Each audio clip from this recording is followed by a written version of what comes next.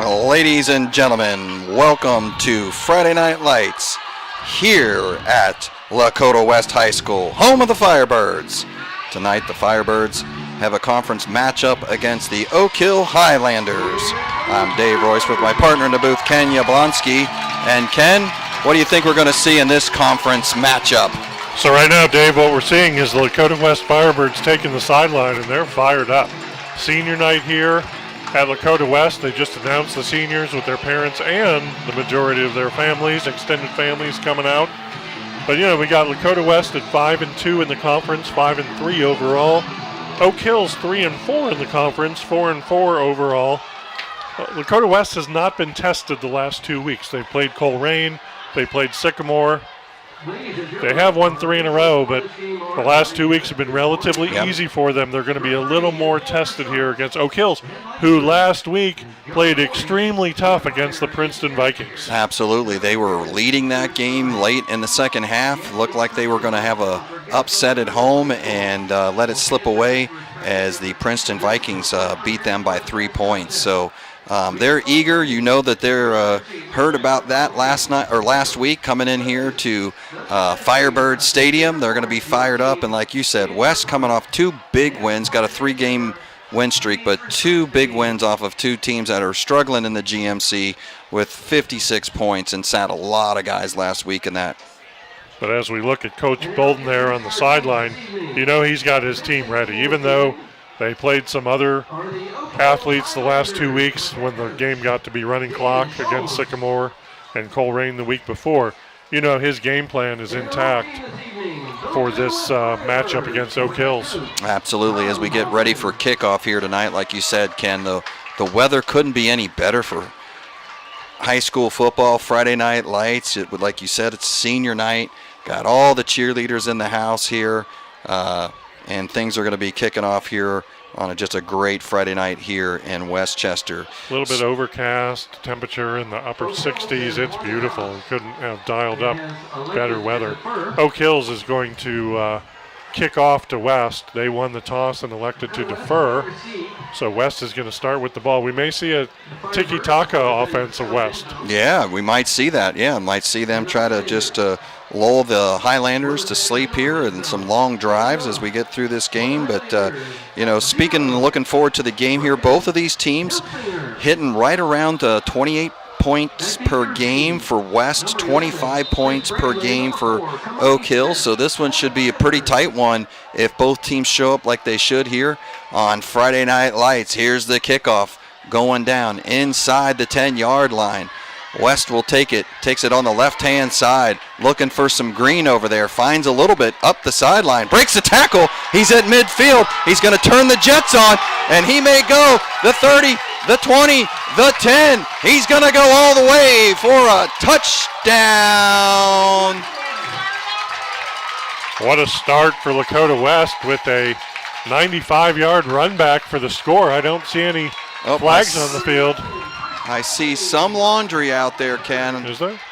Oh, yep, sure is. Down by the what a run back 35 to start off the game, but I think it's going to get negated. Yeah, they caught one of the players for a push in the back as the returner got past. Little shove in the back by one of the Lakota West special team guys, and unfortunately that's not going to have points on the board for West, but still very good field position to start. Yeah, he turned up the left-hand side there, found a lot of green, and that's exactly where, just as everybody kind of converged, that's where the hold happened, somewhere right around that 30-yard line, and that's where right after he broke the tackle and made it up to midfield, and then he was off to the races. So West is going to start with Jackson Smith as quarterback, and we're going to see a heavy dose of Kenyon Norman in the backfield, getting the bulk of the carries for West. Would imagine they'll stick on the ground for the first few and looking to the sideline for the play adjustment there. So Smith as the quarterback, as you stated. He's in the shotgun. He's got 3 wide receivers out, takes a quick spot over to the left-hand side, and he finds some green, and he just steps out, it looks like, after he made 2 guys miss and some serious yak after that catch by number 5. Yeah, Tyson Davis. Nice catch, nice pitch and catch there on the outside. And really, if Oak Hills doesn't step up their tackling game, we may see West put some points on the board. So just as we just started, Ken, it's all about who shows up, right? Both pretty equally matched here, I think, coming into this game. West wearing the black, Oak Hills wearing the white. In case you're watching from home, the colors are the same on these 2 schools, but West wearing their all blacks tonight as they throw out into the flat, makes some space, again, breaks another tackle and gets it up over, and he might have another first down here. Yeah, Kenyon Norman with the catch there. They're running back out of the backfield. Surprised that they did pass twice in a row, but that is the definition of the tiki-taka offense. Just nice short passes, manage the clock, get down the field. So West with a good start here coming over midfield with 2 quick first downs. Now we got a whistle by the referees. Something there with a player getting sent off.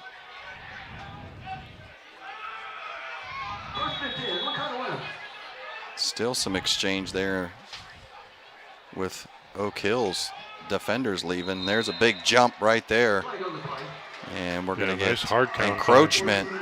Good hard count by the quarterback. So Smith draws him off sides on a first down. He's going to set up at 1st and 5. And boy, Ken, this really opens the playbook, right? When you got 1st and 5 in your opponent's territory here, just beyond midfield at about 44-yard line.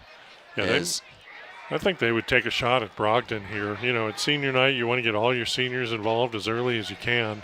So Smith looks over, gets a change in the play here, drops back, has a quick handoff. Good size hole there off the left-hand side, and he'll go forward for about 5 or 6 yards. And looks like there's going to be another first down for the Firebirds. Norman is such a hard runner. He just has a burst of steam coming off the line, and he's going to get 3-4 yards each time. You see right there, doesn't really need his blockers, just moves forward. Oak Hills number 38 was on the tackle, Noah Yerian. Yep. So West running their offense there. They all line up under center. They're not huddling. They're getting to the line, getting settled, and then looking over to the sideline for a hand signal call. Little confusion there by the slot receiver on what the play was, but goes out to slot, makes a tremendous catch over there, and comes up the left-hand side for about 5 or 6 yards, and is going to give good gain for the Firebirds, bringing up 2nd and 4. It's Norman showing some nice hands there. He initially bobbled it and then hauled it in. Yeah, here in the replay, Ken, you see catches that behind him with that bobble, then takes it up the left-hand side, gets good yardage after the catch, and it'll be actually 2nd and 5, they're going to call it. Again, initial call into the huddle is changed here at the line of scrimmage as Smith now goes back. Running back switches sides. He hands it off to him, number 3, off to the left-hand side, breaks one more tackle. He's going to go down the left, and he's going to go 10-5, touchdown Firebirds. Kenyon Norman just around the end, and that's West's forte lately. They just give it to Norman and go ahead, get some yards. Oak Hill's really struggling to bring down anyone that they've tried to tackle so far tonight, whether it's been called back for penalty or not. West is going to have a field day if that continues. Yeah, you said it just after that second series. If Oak Hills doesn't learn to tackle here, this is going to be a long night. And so far, boy, there's been several broken tackles for extra yardage, and that one ended up in the end zone. So right now, 6-0 Firebirds as they set up for the PAT. The kick's up, and it is good. Yeah, that's Kofi Abdihar. Earlier in the season, about 2 weeks ago, 3 weeks ago, he had a 56-yarder.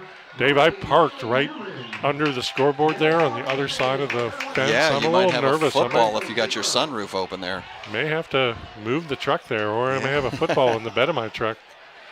On one of these extra points, he's got a strong leg, really been a great MVP for West. Automatic from extra point and the ability to kick field goals, kind of like what we're seeing in the NFL now, where all you have to do is cross the 40 and it's a chance of 3 points. Yep. Watching that game last night in the Bengals Steelers game, and as they were coming up towards the end there, they were talking about McPherson hitting a 60-plus yarder maybe to end the game, as he tried the week before when he hit the crossbar. But yeah, these kids are seeing that in a lot of leg strength now in these high school kickers. Yeah, the training and the science behind how to kick a football and how to tone your muscles to do that. West kicks off, they squib it. Oak Hills gets it at the 5. Yep, he's going to come right up the middle and looking for some green, and he finds some up over the 25-yard line and finally pulled down around the 28-yard line. But I do see some more laundry out there. That run back was by Miles Cunningham for Oak Hills. Another block in the back. They're going to be shoved back 10 yards, so Oak Hill's going to start at the 15 rather than the 25. So from that spot of that foul, we'll see where the Stripes set it down.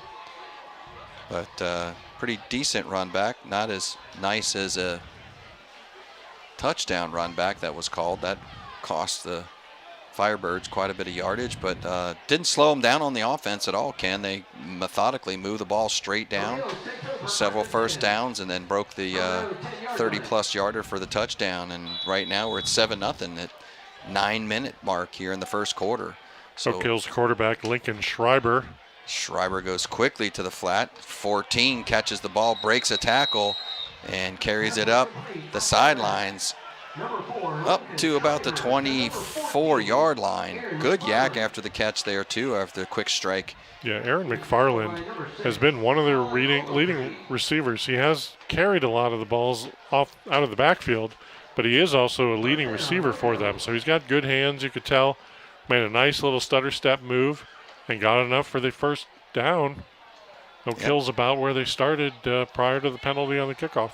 Move the chains, and you always like that when you're deep in your own territory. So the Highlanders happy with that, with their back against their goal line. Now they'll set things up 1st and 10 here, like you said, right around the 25-yard line. There was a run pitch option up to number 1. That was Ball, Cordell Ball with the run. Yeah, good-looking option play, RPO, where man in motion comes behind Schreiber. You'll see right here, man comes in motion. He doesn't. Oh, that's the play before. Man came in motion behind him right there, and then, he's got the option there to give it to the fullback coming through, or run it himself, or pitch it on the outside. He elects for the pitch. Good decision. That's a great read by the quarterback Schreiber. And they're going to tack on a few more yards here. Yep, penalty on the defense there gives them an extra 5 yards. So, yeah, great run play option there. He held on the ball, drawed the defense in, and made the pitch to the running back, and he scampers, gets plenty, and then a few extras. There's a quick slant right there to the middle to number 1. He takes it into midfield, and that's Ball once again. He's been clearly Oak Hill's best receiver this year. He had 722 yards coming into the game. Schreiber loves throwing to him because he's got the confidence on the hand, similar to a Jamar Chase kind of receiver that if you put it in his vicinity, he reaches his hands out and pulls it in.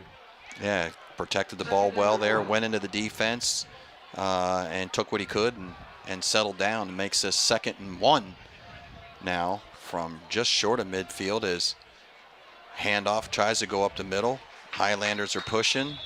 Firebirds are pushing. Looks like he got enough. He just crossed the 50-yard line. They needed the 50. And he got to the 50.5. A lot of motion by Oak Hills, though. They put McFarland in motion going behind the quarterback there. So they're setting up plays for down the road. Well executed. Yeah, and good drive there by Johnson. I think that was Emmett Johnson that had that carry, 13.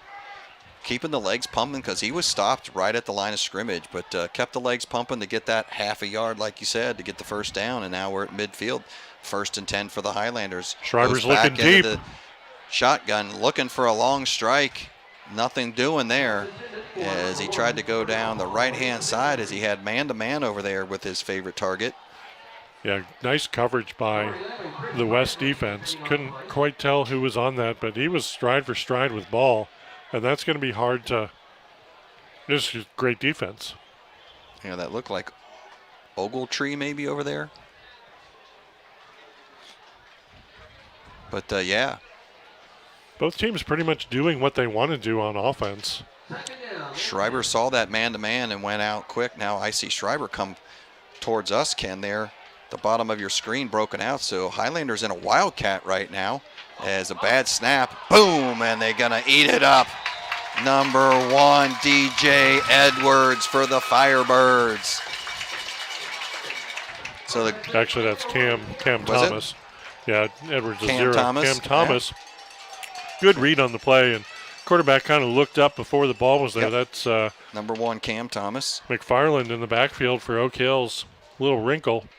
Yeah, going with the wildcat, but bad snap kind of stalled things, and Thomas comes flying through there. I don't think he was touched and just smothered that, and that'll give the Highlanders a 5-yard loss and make it 3rd and 15 now.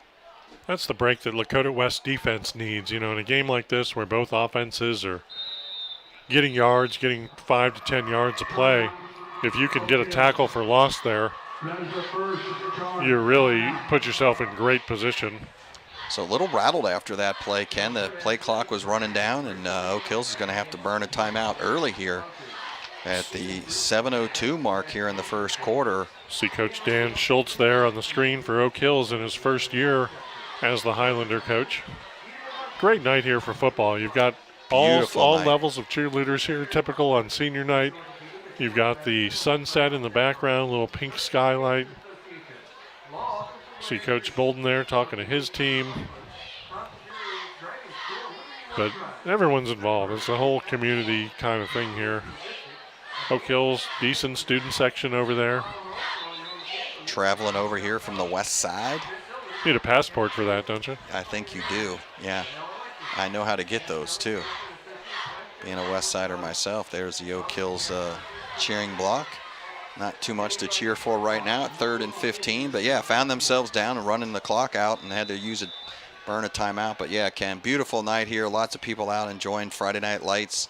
Like you said, the weather and the skyline's great. As Schreiber goes back, he's going to take a big loss now by number 1, Cam Thomas, again in the backfield in a hurry. 2 plays in a row. Thomas just breaks through and chucks the quarterback to the ground. That was another bad snap, but handled fairly well. Missed block there by Oak Hills, and he is tackled for a huge loss. So now it brings up 4th and a whole bunch. 4th 26, I believe. At least 25 or 26, yeah.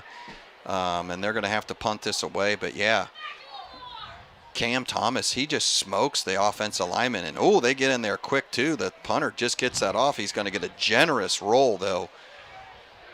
Little west side roll there for him as the Firebirds were coming on that. Couldn't tell punt. If one of the Firebirds got a finger on the punt as it got up or if it was just a low liner. But fantastic bounce, just rolling down the field till about Ken, I think he had so much pressure on him, he just kind of soccered that thing, or Australian kicked it. We'll see here. He gets back. There's a nice snap. Just he had people in his face quick. He could not take that normal step and kick. And luckily for the Highlanders, it's about a 20-yard roll. Yeah, he had about a 20-yard punt with about a 20-yard roll. So that's going to set the ball at the 21-yard line for the Firebirds as they look up to set their offense again for the second time here. Up 7-0 as they change the play again at the line of scrimmage. Norman in the backfield and Radica also in the slot, and that was a pass. Short. Oh, they're going to call that backwards pass. That's that could be a turnover. Ball. Yeah, I think they're going to call that a turnover. They're pointing, and there is no review in high school. The quarterback went back, and if he throws it laterally behind where Smith, he was, it's a live ball if it's not caught. Smith kind of just flicks that out there. A little short, it looked like, to the running back, and wisely, boy, Coach Bolden is not liking it. He's way out on the field. I think he wants at least the officials to talk about it, but they're very convinced that ball was thrown behind the line of scrimmage.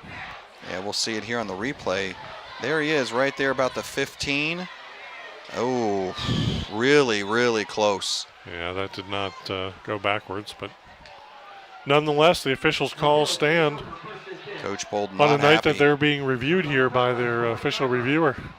Yeah, I think he went to the tent to take a peek of that himself, see if he was right, but he was definitely upset, and it looked like on that replay it was either dead even or just barely behind, but the stripes say behind. Little razzle-dazzle there by the Highlanders off to number 1, and he's going to scamper into the end zone and not even get hit till he's about 3 yards deep in there. Cordell Ball coming in motion, a little flip to the first running back, and he flips it to Ball, who made a nice run into the end zone. Easy score for the Highlanders off that turnover. Here you'll see it again. Schreiber there flips it, goes the ball coming around the end, and good downfield blocking.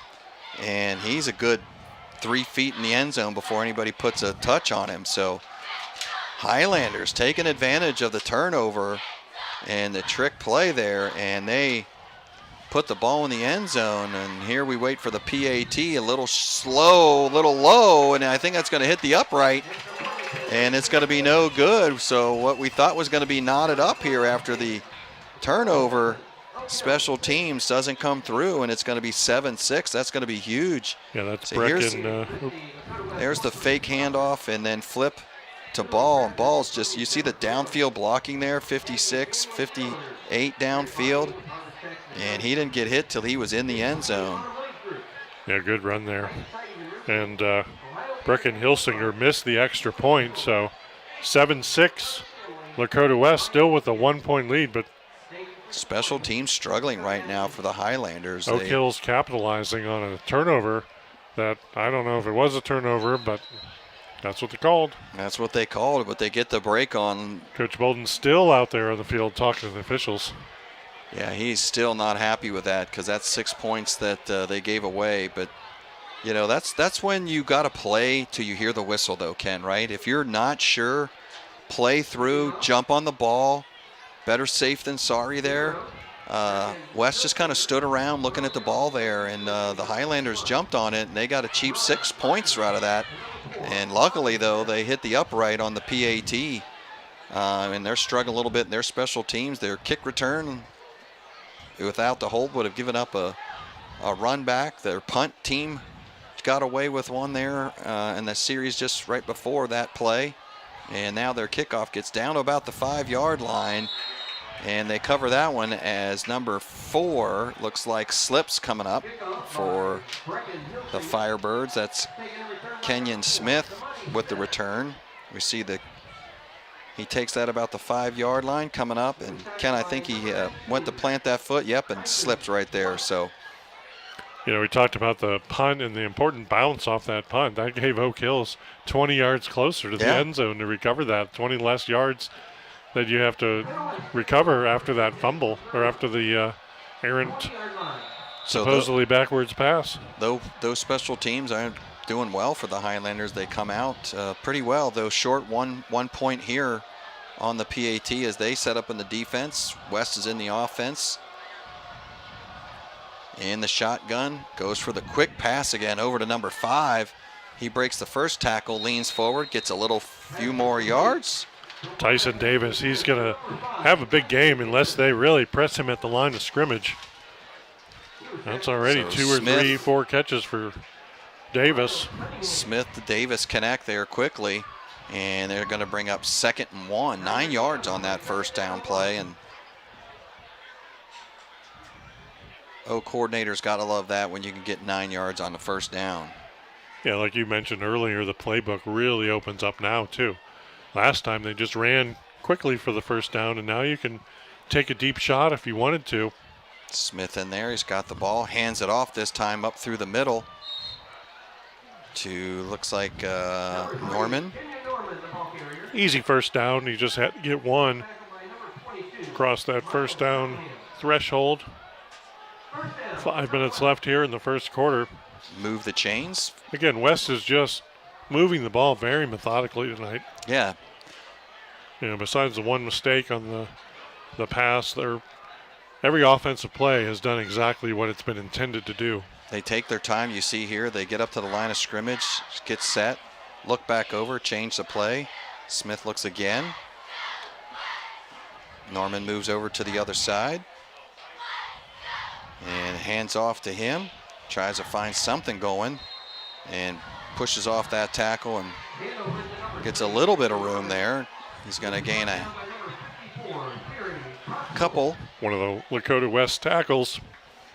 Little acting job. I hope the theater teacher was watching that, because a little light push and he acted like he was shoved to the ground. Now the Firebirds go to the line quickly here. That's what they've been doing. Back. You know, one of these times they are going to snap it. They're going to have a hot call and just snap it. So if you're Oak Hills, you can't take that lightly. You can't think to yourself, oh, they're just going to the line and they're going to get another play. Ken, I'm noticing those safeties have moved up. They're really up in the box now.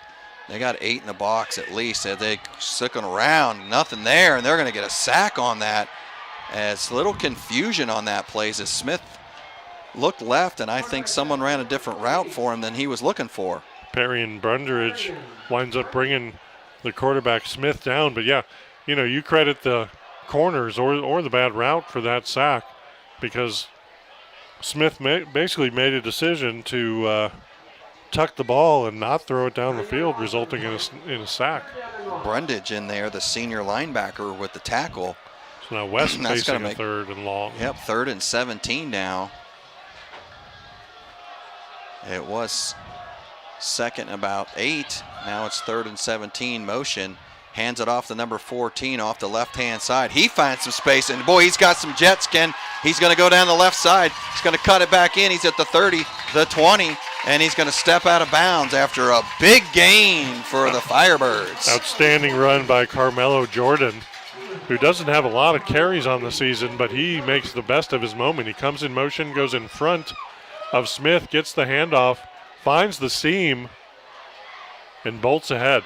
Yeah, Ken, right there. He was looking to see if to cut it back in, looking at white jerseys, and then just steps it out after, about a 50-yard gainer there, down to the 21. So yeah, 3rd and 17. You're just trying not to make a mistake and not turn it over, but results in the first down for West. Beautiful play. And what a great block by number 3 there. Norman really broke that open. Now Smith looking over into the corner of the end zone,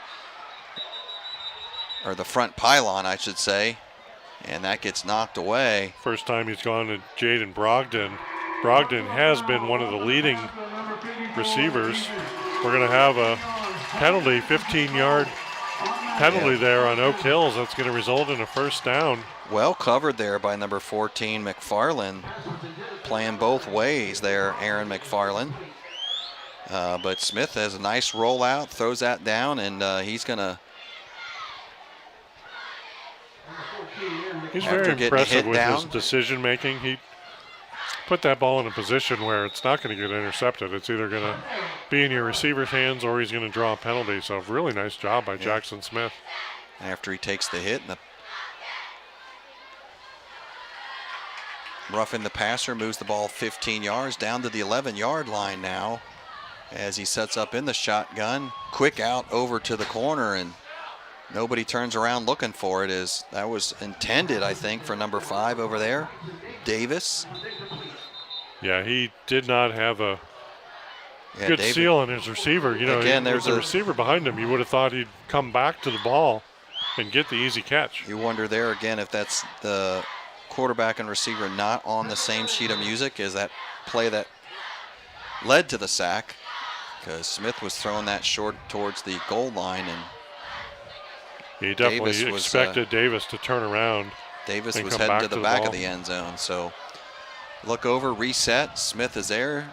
He's got Norman straight behind him. Now he goes in motion, fakes it over to the left-hand side. He's going to tuck it under himself, scamper forward, and he's going to lean hard towards the goal line.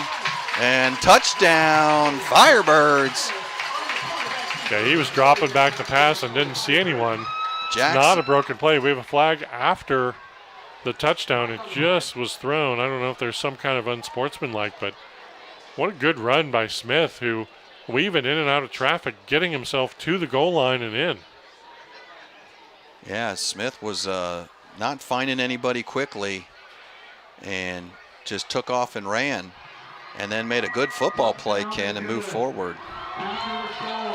Unsportsmanlike on number 5 for West and number 14 for Oak Hills. That is both of their first unsportsmanlike penalties. They were all set. One time down for the try. So it seemed like two of the players, one from each team, had some words to say after that touchdown. Not going to result in any yardage, but that's a good player for both teams who has their first unsportsmanlike warning. So one more. They're going to have to sit the rest of this game and part of another. So they really need to watch it, what they're saying to one another down on the field. Yeah, and you saw Coach Bolden down there not happy on the sidelines at all after that flag. And I think he's going to come over here and share his thoughts to the team about, hey, guys, we put this thing in the end zone. Leave everything alone, right? Yeah, just play the game between the lines and don't worry about it. The play's over. You're in the end zone. Let your actions dictate how you're doing. It was 5 and 14. And yeah, I didn't see it in there. But, yeah, I couldn't quite tell. Definitely words. It wasn't fisticuffs or anything like that. It was definitely verbal. And that's just got to drive you crazy as a coach too, right? When you have a good play, your quarterback makes a good play, turns something out of nothing and drives hard in there, and makes it to the end zone. Yeah, we don't want to lose sight of that run by Smith there. He did a great job just trying to get positive yards, and then once he started running, he was like a bull in a china shop, just going here, there, chucking his shoulders and getting all the way to the end zone. Knew where he was and leaned forward and just broke the goal line. So now the kickoff after the PAT was good is a squib kick, and 14 grabs it, and he's going to come up through the middle of the field and take this almost to the 29-yard line with some good kick return by the Highlanders.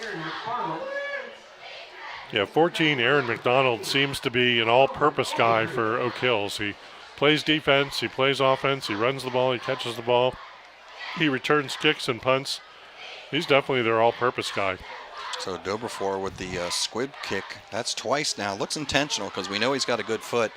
As the PAT was, I think that might have been in your truck on the PAT if you're back there, because he punched that one up hard. But, yeah, that has to be intentional because he has the ability to kick it out of the end zone. So they must have seen something on film where Oak Hills has bobbled a kickoff here and there, because I think they're trying to, or possibly the returner gets stripped of the ball quite a bit. But Oak Hills taking over, down 8, 2 minutes left in the first. McFarland goes in motion.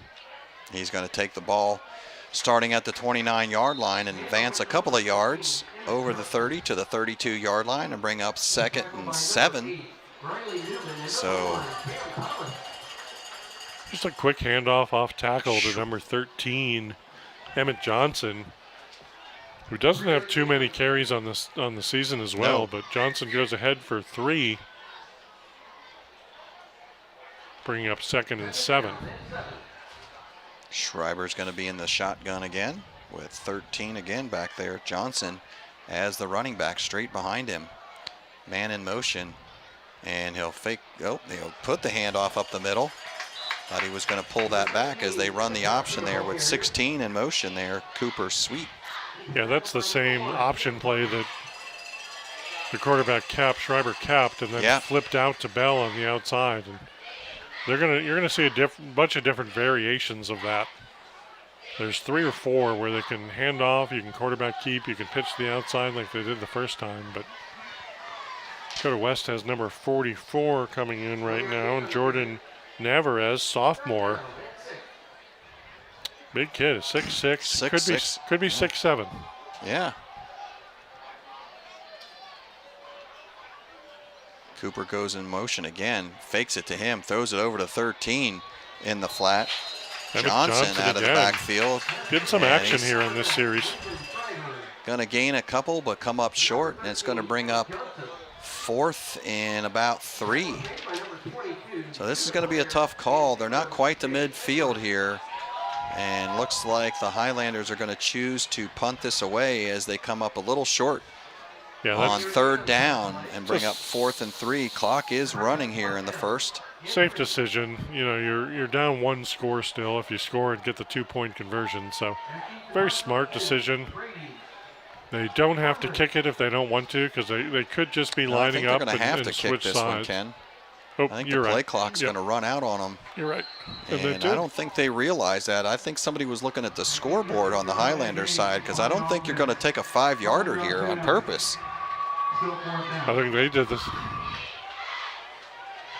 They did the same thing I did because I was thinking the same math. Yeah, I think the Highlanders thought they were going to be able to just run the game clock out, which it was about 4 seconds. It looked like. It says 5 on the board right now, as they go to punt here and take an extra 5. Not sure why you would do that, as they get it off, and that will end the half. But why you would take an extra 5 there had to be just bad clock management, because the play clock was definitely ahead of the game clock as we end the first quarter, Ken. 14-6 here at Firebird Stadium in Westchester, Ohio. We're going to stay with you, and we're going to see some highlights here of the first quarter, see what happened, see what we missed. Sorry, no highlights. We're just going to stay with the broadcast because they've been going pretty quick at the quarter change. But yeah, so Highlanders are going to give up the ball here. West is going to start the second quarter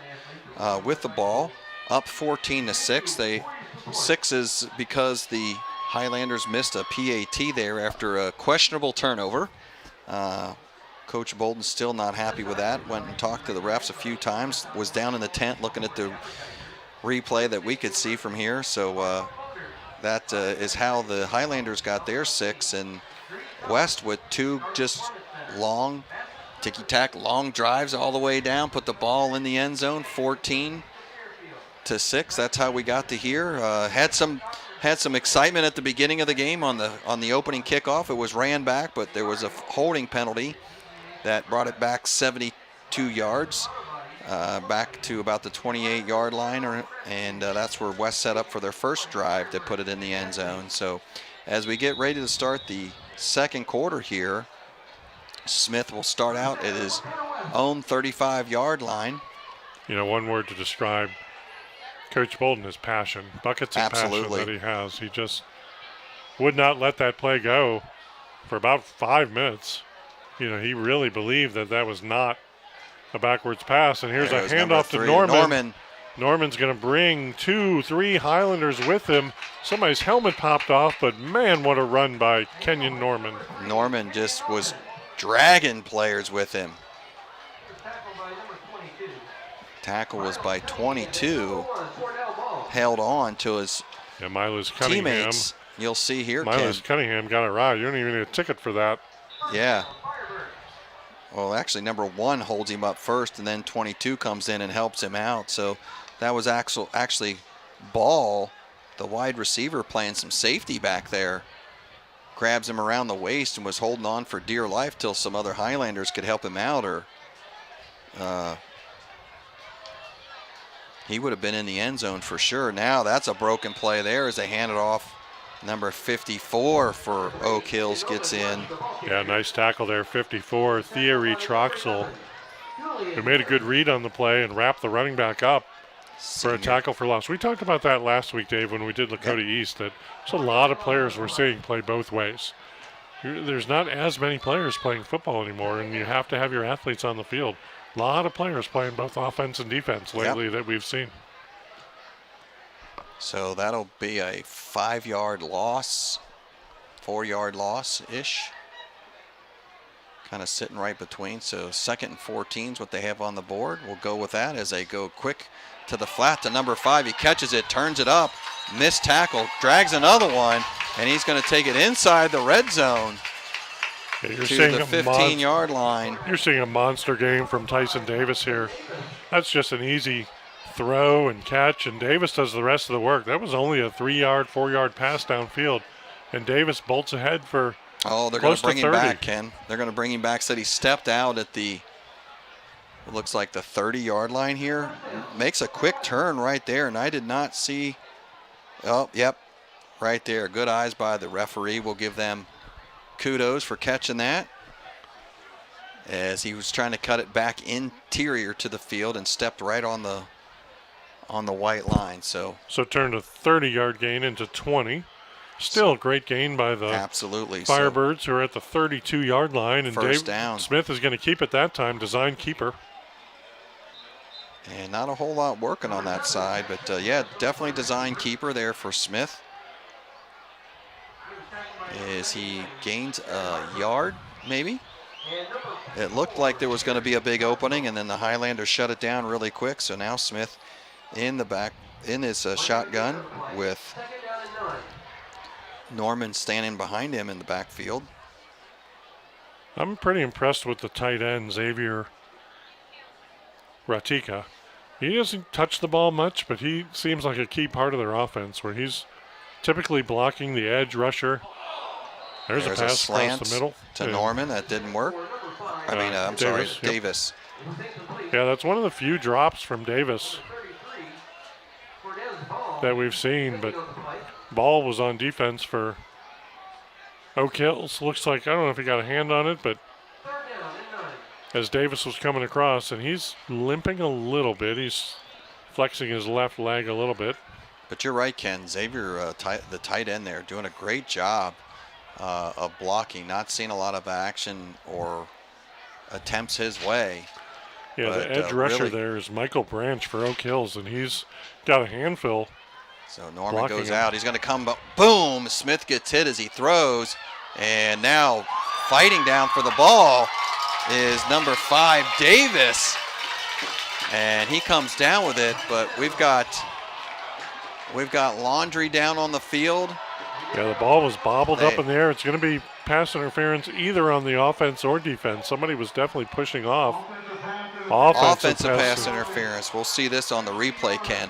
First of all, blindside. Smith just barely gets this ball off. If you look there behind him, 20 comes and hits him just as he's releasing this, and then Davis goes into a little bit of defensive mode and tips that up. I don't know if I saw any pass interference there. So interesting to note, that was Davis, and the coverage was by McFarland, and those are the two that got the offsetting verbal penalties after the last touchdown. So here it is again. Interesting to see what happens there. Down goes Smith, but yeah, look at Davis and McFarland battling for that ball.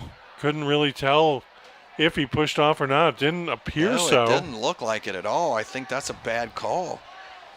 I think they're both going up fighting for their ball. Their both heads are turned looking at the ball, and Davis just fought a little harder and stripped that down and ended up in the end zone, which would have been a touchdown, as now Smith tries to flow underneath, and just that is not working right now for... Yeah, that was Kenyon Norman on the catch. Design screen pass where you let the D-line come through and you try and get it. They were just trying to get 10 yards to put themselves in field goal position.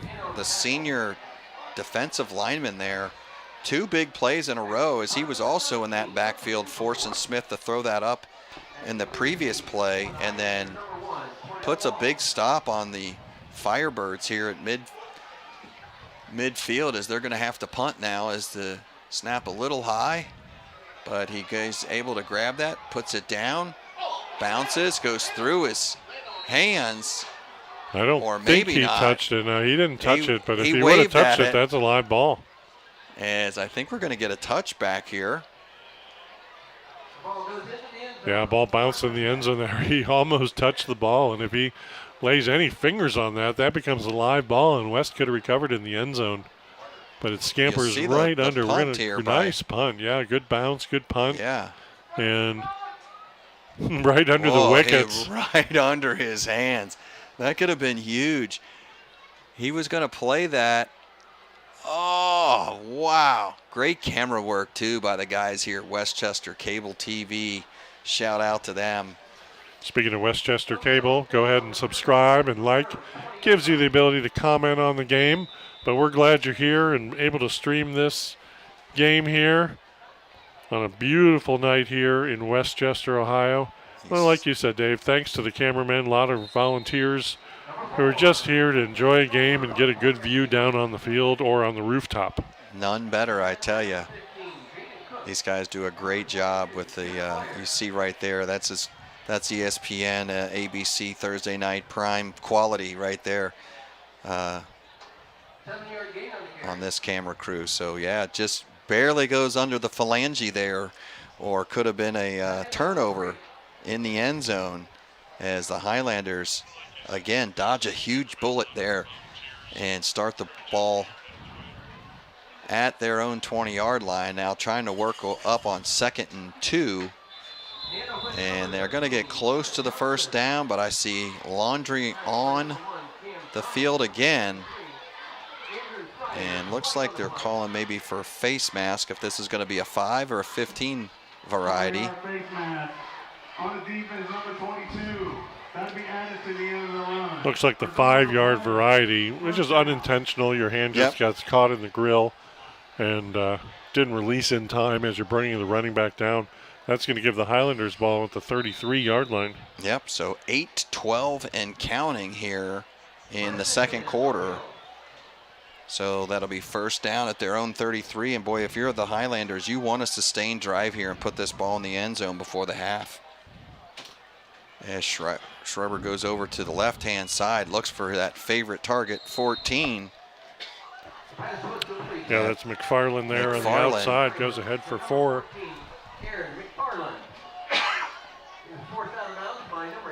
So Schreiber to McFarland for a couple, as that'll be 2nd down and 6. Oak Hills really relying on their pass game more than their run, except for that option play with the man in motion. They're kind of easy to read. When the man's in motion, you kind of assume they're going to run. When he's not, they're going to pass the ball. You see there, great picture to 2 to the left, 2 to the right. Johnson in the backfield. And big hit there by number 33 for the Firebirds. Andrew Fryer. Fryer steps up and says, welcome to my field.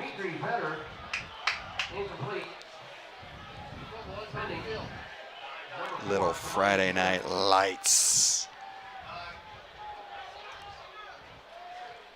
So that's going to bring up 3rd and 6. Oak Hills really hasn't established their running game except for McFarland early. And ball coming around on the end around. Going with the exact same setup. 2 left, 2 right. Johnson in the backfield behind Schreiber. He does with a quick out to number 1 this time. And the Firebirds are right there as soon as the catch is made. Yeah, Riley Newman on his corner position read that play nicely, allowed ball to make the catch and just threw him to the ground. Excellent coverage by Newman, or that wasn't Newman, that was 11. That was Bradley. Chris Bradley stepped up and made that hit quickly. Forcing another Oak Hills punt. Interesting here that Oak Hills, with just under 7 minutes left, their offense is sputtering a little bit, but I guess just a little too deep in their own territory. Yeah, and they're going to choose to punt here at 4th and 1. Much too short of a field to leave Lakota West, so they're going to take another delay of game on a punt.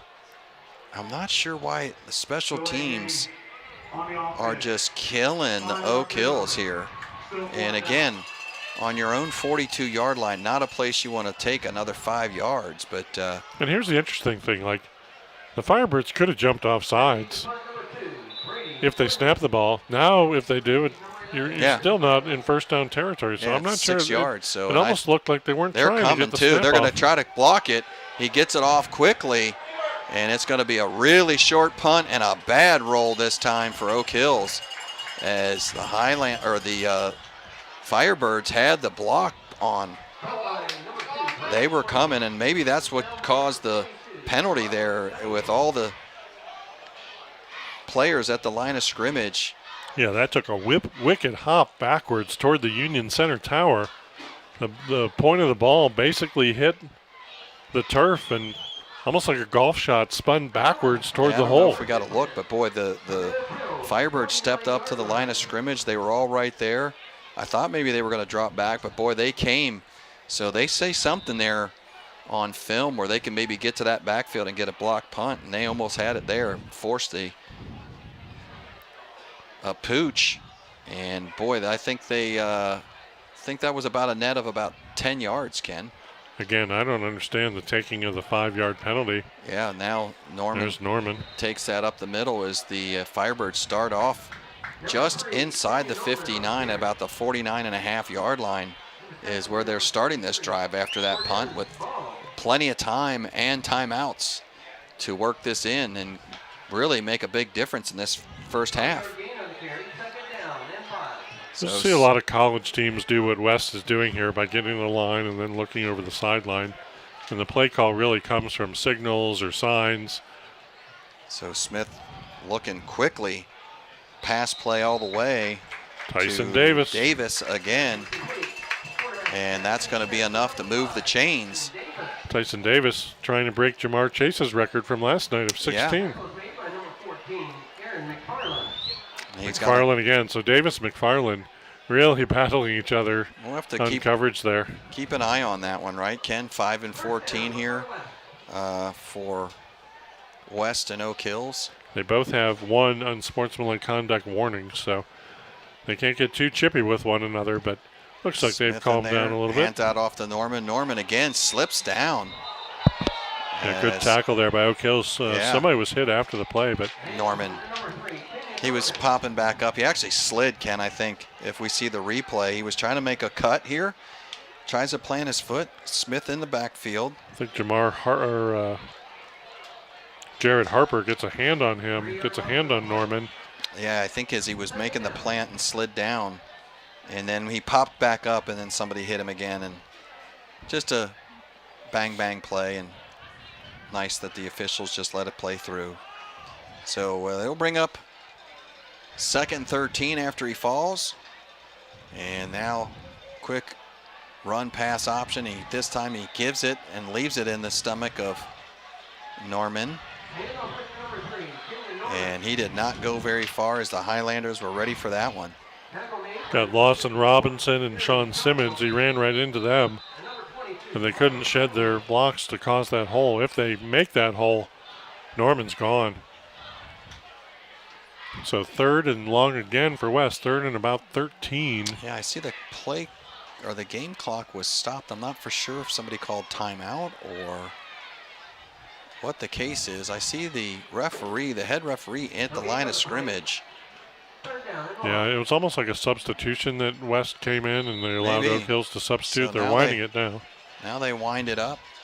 4:30.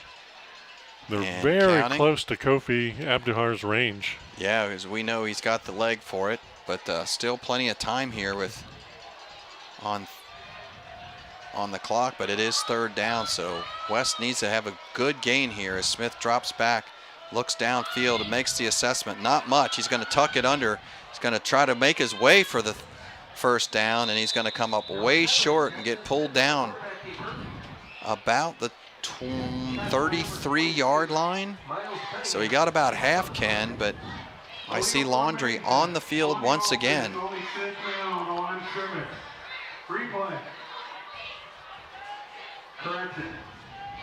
What was that? Legal formation called on Lakota West, so it's going to interesting back him up by 5 yards. That flag came out really, really late for illegal formation, didn't it? Illegal formation on the offense. Oak Hills declined the penalty. It's going to bring up 4th down. So not sure if they don't know that Abdul-Ghaffar can make the field goal from this long, but this would match his 56-yarder. Yeah. And then West is going to try it. I'm very surprised Oak Hills did not take that penalty. I guess they're challenging the great kicker to say, you did it once, can you do it twice? Yeah, so he's going to put his foot down right there at the 44-yard line. So it's going to be 54-yarder with the green shoes on tonight. This could easily backfire on Oak Hills. Very surprised. We're going to get a penalty now as he pumps it far right. Looks like he was short on distance, but West jumps. And is there going to get a 5-yarder? Now I think Coach Bolden's going to punt this, right? Same kicker. I think he'll just say, we'll take the holder out of there and we'll just go with a normal punt now. Or would they go for it from inside the thing? No, they're going to try another kick. They're going to try again. This is going to be a 59-yarder. Yeah, Ken, he did not have the distance there, 5 yards closer. Yeah, but we don't know if he just knew there was a flag and just kind of shoved it to the right without attempting. But this is a 59-yard field goal. 59 yards. And now the West jumps again. as they're pointing across the line of scrimmage saying they're getting pulled off. Yeah, were they engaged? We'll see. The officials are going to consult with one another. They're going to talk this over. Maybe, maybe not. I don't know.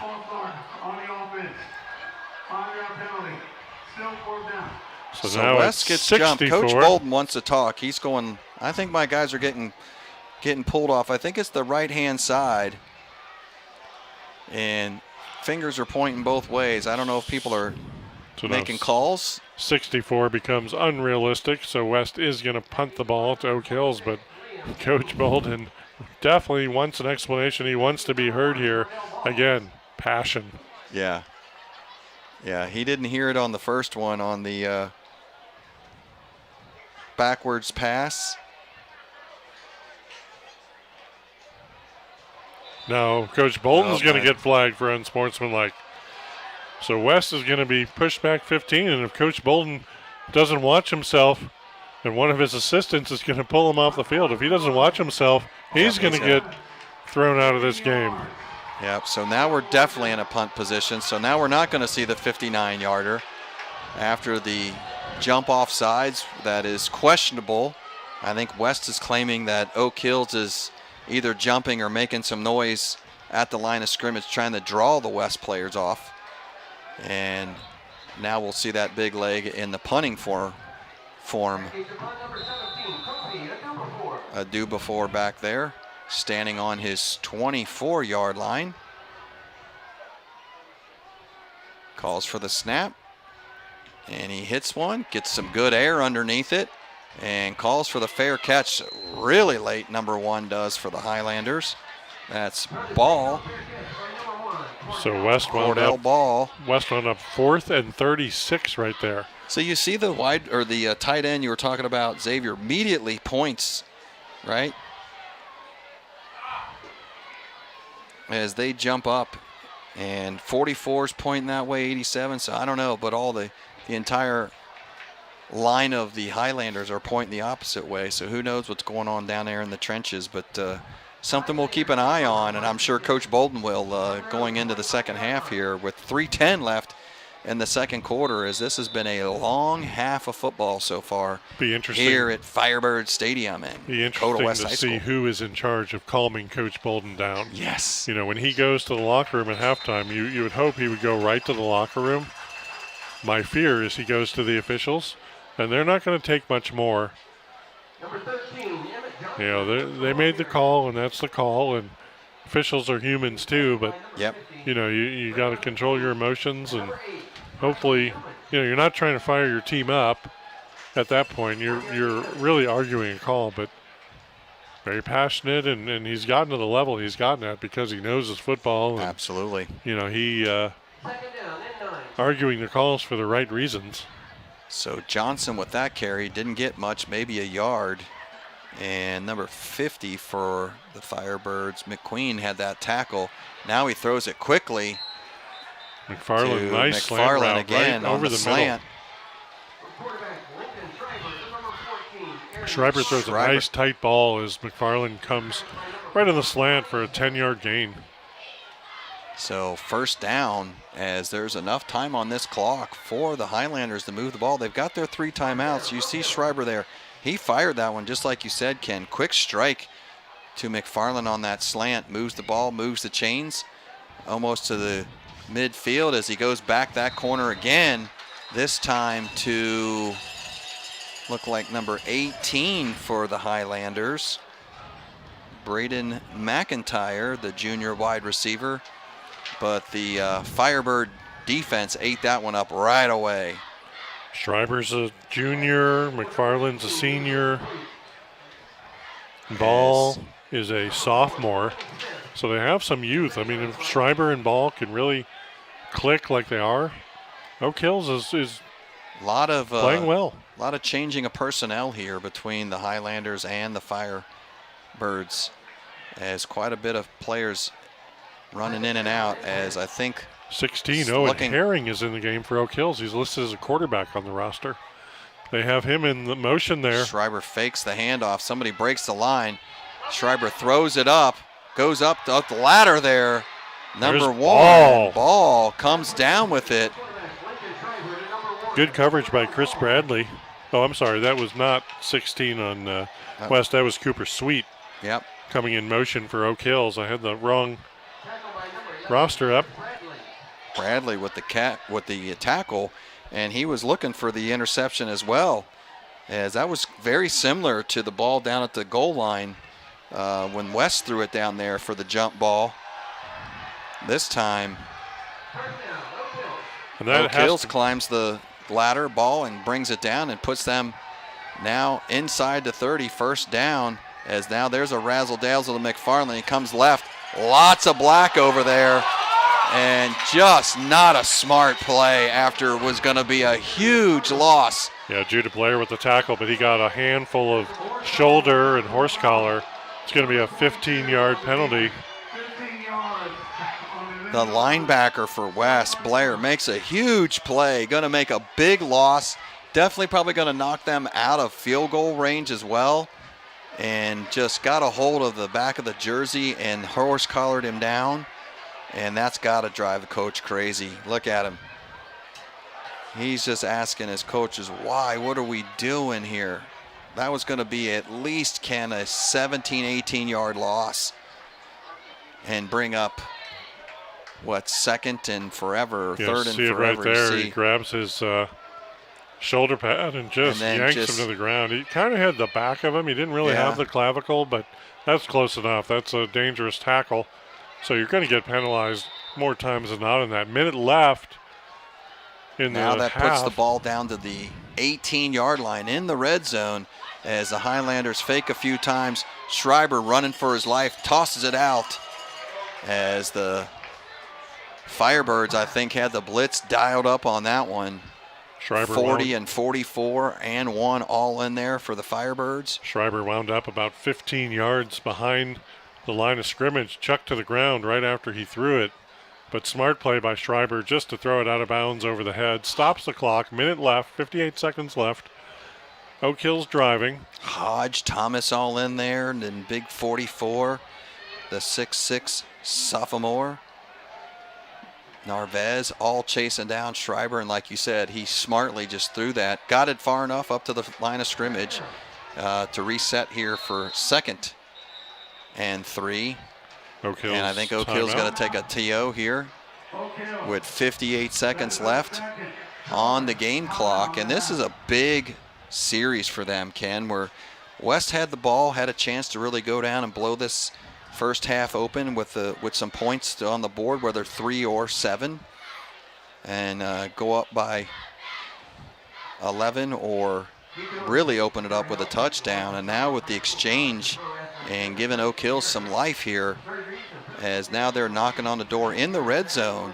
It's an interesting timeout by Oak Hills because they only have 1 left now. The clock was stopped on the previous incompletion. So obviously they saw something they didn't like in matchups, or the play they called wasn't going to work based on the alignment of West defense. But now they left themselves with only 1 timeout with a minute left. Yep. So, you've limited your play calls. You can't go over the middle as much anymore. Now you've got to go to the outside so your players can get out of bounds if you don't score here. So Lakota West they definitely want to come out of here with points if you're Oak Hills. And if you're West, boy, what you had dialed up there with that big loss is what you wanted. But with after the penalty, it puts them right back in positive yardage inside the red zone. So now Schreiber standing at his 22-yard line. And now we're going to get a false start on 14. McFarland jumped. So I think he was the wideout on that far side, Ken. And Schreiber trying to go with the hard count, drew his own man off. And now that brings up 2nd and long, and West quickly exchanges personnel. Looking at their coaches on the sideline with their arms up in the air, calling signals out for the defense. Don't know if they're going to put some pressure on Schreiber here. Trips left for Oak Hills. Steps back, goes to the right side, though, to number 1, Good Ball. catch by Ball. You can tell why Cordell Ball has 722 yards. He was a little shaken up there, but yeah, great hands, good height, and they're going to take a look at Ball here and see the catch. Oh, no, I'm sorry, not the catch, but gets tangled up with the West DB, Edwards. Oh, thought we were going to have a replay there. But Ball's walking off in his own power. Good to see. That's good to see, yep. Always want to see kids staying healthy out here. So, yeah, that's after the play. They had trips left. Schreiber goes immediately. He kind of takes a little Malachi crunch there between 33 and 0. Edwards is lucky he didn't get flagged for a penalty there, throwing him to the ground after the ball. Yeah. But it was simultaneous to the ball being tipped. So officials getting the players back on the field. 55 seconds left. Oak Hills on the 23. Don't know much about their kickers, so not sure if they're in field goal range here. Yeah. Actually, they moved the ball back to the 33. Or no, it's at the 23. You're right. 23. You're right. 23. West fans trying to get into it. You hear the crowd in their background. The Players boys trying down there inspire them. Trying to get the fans fired up here on 3rd and 8. As this is a big play for the Highlanders. He drops back. Schreiber going to go right-hand side. Nothing over there at all, as there was trip coverage. So the West student section there really into it. And that's tough. When ball's out of the game, you had to come out for a play.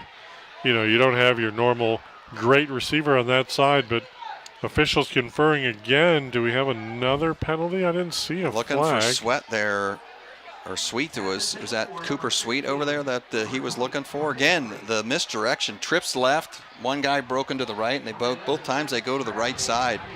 And Oak Hills is going to send their field goal kicker out. And Ken, for me, I don't know. That was a lot deeper than 8 yards. You need 8 yards to get a first down here, or at least something short thereof to make your kicker a little bit easier. You get nothing, and now you force a 40-yard field goal here. Reckon Hilsinger on to attempt. 51 seconds left. The snap, the hold, the kick, the block comes right back to the holder. Came right to him, and the Firebirds are going to eat that up, but the special teams for the Firebirds are on it tonight. West really coming hard on all the kicks, whether it's a punt. You see there's all kinds of black jerseys in that backfield, Ken. Tough assignment there for I don't know the holder, Brady Coman, but West comes somewhere in. There in the middle, that big black hand that went up in the middle right there. I'm going to say, keep rolling it, guys. Number 8 is, I'm going to say, who had the block for West. That's Riley Newman, the corner. And, it came right back to Brady Coman, and he's just running for his life there and gets tackled by a bunch of Firebirds. So listed at 6'6", that might be part of the reason why he was able to get up and knock that down. Now the West has the ball looking downfield, finds number 5 quickly. He breaks another tackle. He's going to go down and step out of bounds and stop the clock after a big gain. Tyson Davis really, yards after the catch, makes a good cut to the outside, gets the Firebirds down to about the 20-yard line, puts them in position to get a score before the end of the half. Fantastic catch and run by Tyson Davis. I was just getting ready to say, Ken, what's Coach Bolden going to do here? He's got 3 timeouts. Is he happy with the score? Is he going to try to get it at least maybe in the field goal range? Well, they go right down the middle, and Davis breaks a big tackle. Now they throw down the middle again to Davis. Or nope. Number 9 this time. That was Brogdon, who hasn't been targeted too many times. He was targeted once in the end zone, picked up a penalty. That ball came out a little wobbly from Smith. Yeah. So I was going to say, I thought maybe they'll just drive a little bit to get it in field goal range. We know the kicker's got a big foot for West. But no, after a decent pass, but a lot of yards after the catch by Davis, really puts them in the position now they can look to the end zone a couple times here as they go back to Davis. Tips it, catches it, pulls it down. Now he's going to get hit from behind, and a little bit of help. It goes out of bounds. So what would have been inbounds and would have forced West to burn one of those timeouts. We got another flag here on the field. I think we're going to have a personal foul again. Number 54 on the offense. Braden Stanley there. Just West. Offensive lineman, but West shooting themselves in the Self foot. Yes. Coach Bolden better Pump be the brakes okay here. on that Yep. there. So again, we saw last time Lakota West was in field goal range and they got shoved back, penalty, shoved back, penalty, shoved back, penalty. They don't want to repeat that. yeah, I don't know if we got a replay of what happened there. It was at the line of scrimmage after the ball was thrown. And Davis makes a great play. Again, if we see that the guys have that replay, we'll tee up. Coach Bolden going to go out and talk again. And that is the referee that gave him the personal foul right there that he's talking to, the side judge here on his side. That would be a tough job, being a sign judge in a football game. Your coach is in your ear the whole time, and he's calmly going in there talking. We're going to see it again. Watch 54 at the top of your screen. So here's the play here. Davis taps it, makes a great play, then hauls some guys with him, and then instead of keeping him in bounds, the Highlanders push him out, which is going to stop the clock for West. But penalty something was happens off the here ball with 54 and a Highlander afterwards. And we see Davis with a great play. I don't know if we got a... The play in the screen was good blocking. You saw, it was a battle. It was a battle at the line between 54 and whoever he was blocking. And obviously after the catch was made, they probably stayed at it, and somebody got shoved. But somebody got shoved or something was said, and unfortunately the white hat was right behind him, and the referee dropped the hanky. And so now all of a sudden you're not in field goal range anymore. No. You had a nice catch by Davis who got you down to the 20. Now you're at the 44. So West with 2 timeouts, they're going to need 10 to 15, 20 yards here to give themselves a chance at 3. They want to score before the half and see if they can. 2 timeouts, 21 seconds can do. Oak Hills with about 9 in the box as Smith goes back, throws it down the right side, and boy, they're going to get it back, as they're going to get a PI over there, I think, on that far side, as Smith was looking for his favorite target, Tyson Davis. Really a bad mistake by Oak Hills there, because I don't know if that ball was catchable. No. It was a little out of range of Davis, but pass interference on Oak Hills. It's going to be a 15-yarder, so that's going to bring them back to the 29. 15 seconds left, 2 timeouts for West. They can run 2 more plays here. And still call timeout and get the kicker out there. And they have their whole playbook. By saving your timeouts, you can go to the outside, but you can also go over the middle. Right. Or you can run the ball with Norman. 29-yard line, Smith in the backfield. Norman's next to him. Everybody else that's split out, going to come up to his favorite side here, the left-hand side to number 11. And he's going to go down the sidelines and step out once again and save another one of those timeouts. Chris Bradley with his first catch of the game. Does a nice job getting out of bounds, 3rd and 1st down. And boy, Smith was looking that way the whole way. Had trips right, just like we were talking about with Oak Hills. Single set on the left, and Smith just was staring him down from the get-go. And they're able to move the ball and convert it, as now he shakes it left, looks right, nothing there. Going to make a decision here quick into the end zone. He's going to come up short. And I think he was just trying to get that ball down, knowing what the clock was doing. Now you got 4 seconds, Ken, and I think, I don't know if you got enough time to run a play here and call a timeout. I was watching Carmelo Johnson there on that play, or Carmelo Jordan. He had his defender behind him. If Smith would have seen that, I think they could have gotten Carmelo in the corner of the end zone for the touchdown. But about the only thing you can do here is if the kicker wanted it on a different hash, is go take a knee real quick and use a timeout. But he likes where it's at. They're going to set it up. They're going to snap, the hold, the kick, and it looks like it is going to be up the middle, and it's through for 3 points here as the half expires. That's going to be 17-6 at the end of the first half here at Lakota West Firebird Stadium. Come back for the second half.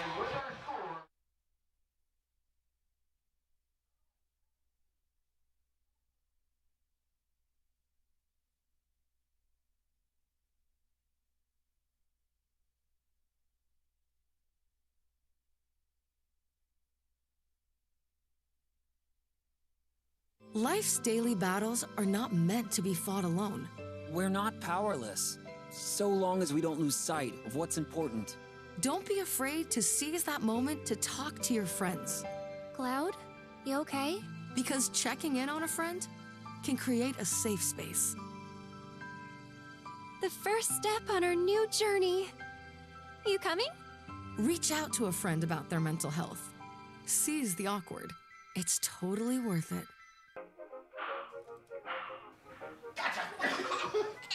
I surrender. All right, pal. Get ready for the day, buddy. Hey, Dad. Hey, Dad. Do we have a gun? What's up? Do we have a gun?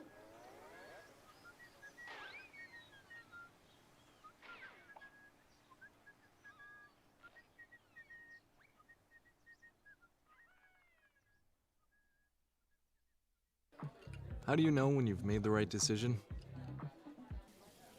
It's the feeling you get in your gut. The one that tells you what's right or wrong. It's the one that says, sure, I can have a drink. Or the feeling that says, okay, I've been drinking. Now what? It's the voice inside you that says, I'm buzzed. Better leave the car when it's time to go. Plan ahead. Catch a sober ride. Buzz driving is drunk driving.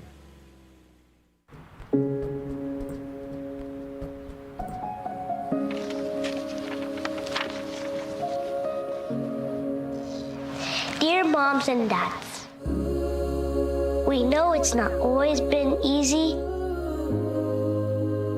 and it's been a lot of hard work. What you have achieved here today is going to help us and our futures. It is why we are coming up on stage to collect your diplomas. Everything I do it for you. Mom, love you always. No, it's true. Everything I do it for When you graduate, they graduate. Visit finishyourdiploma.org to find free and supportive adult education centers near you.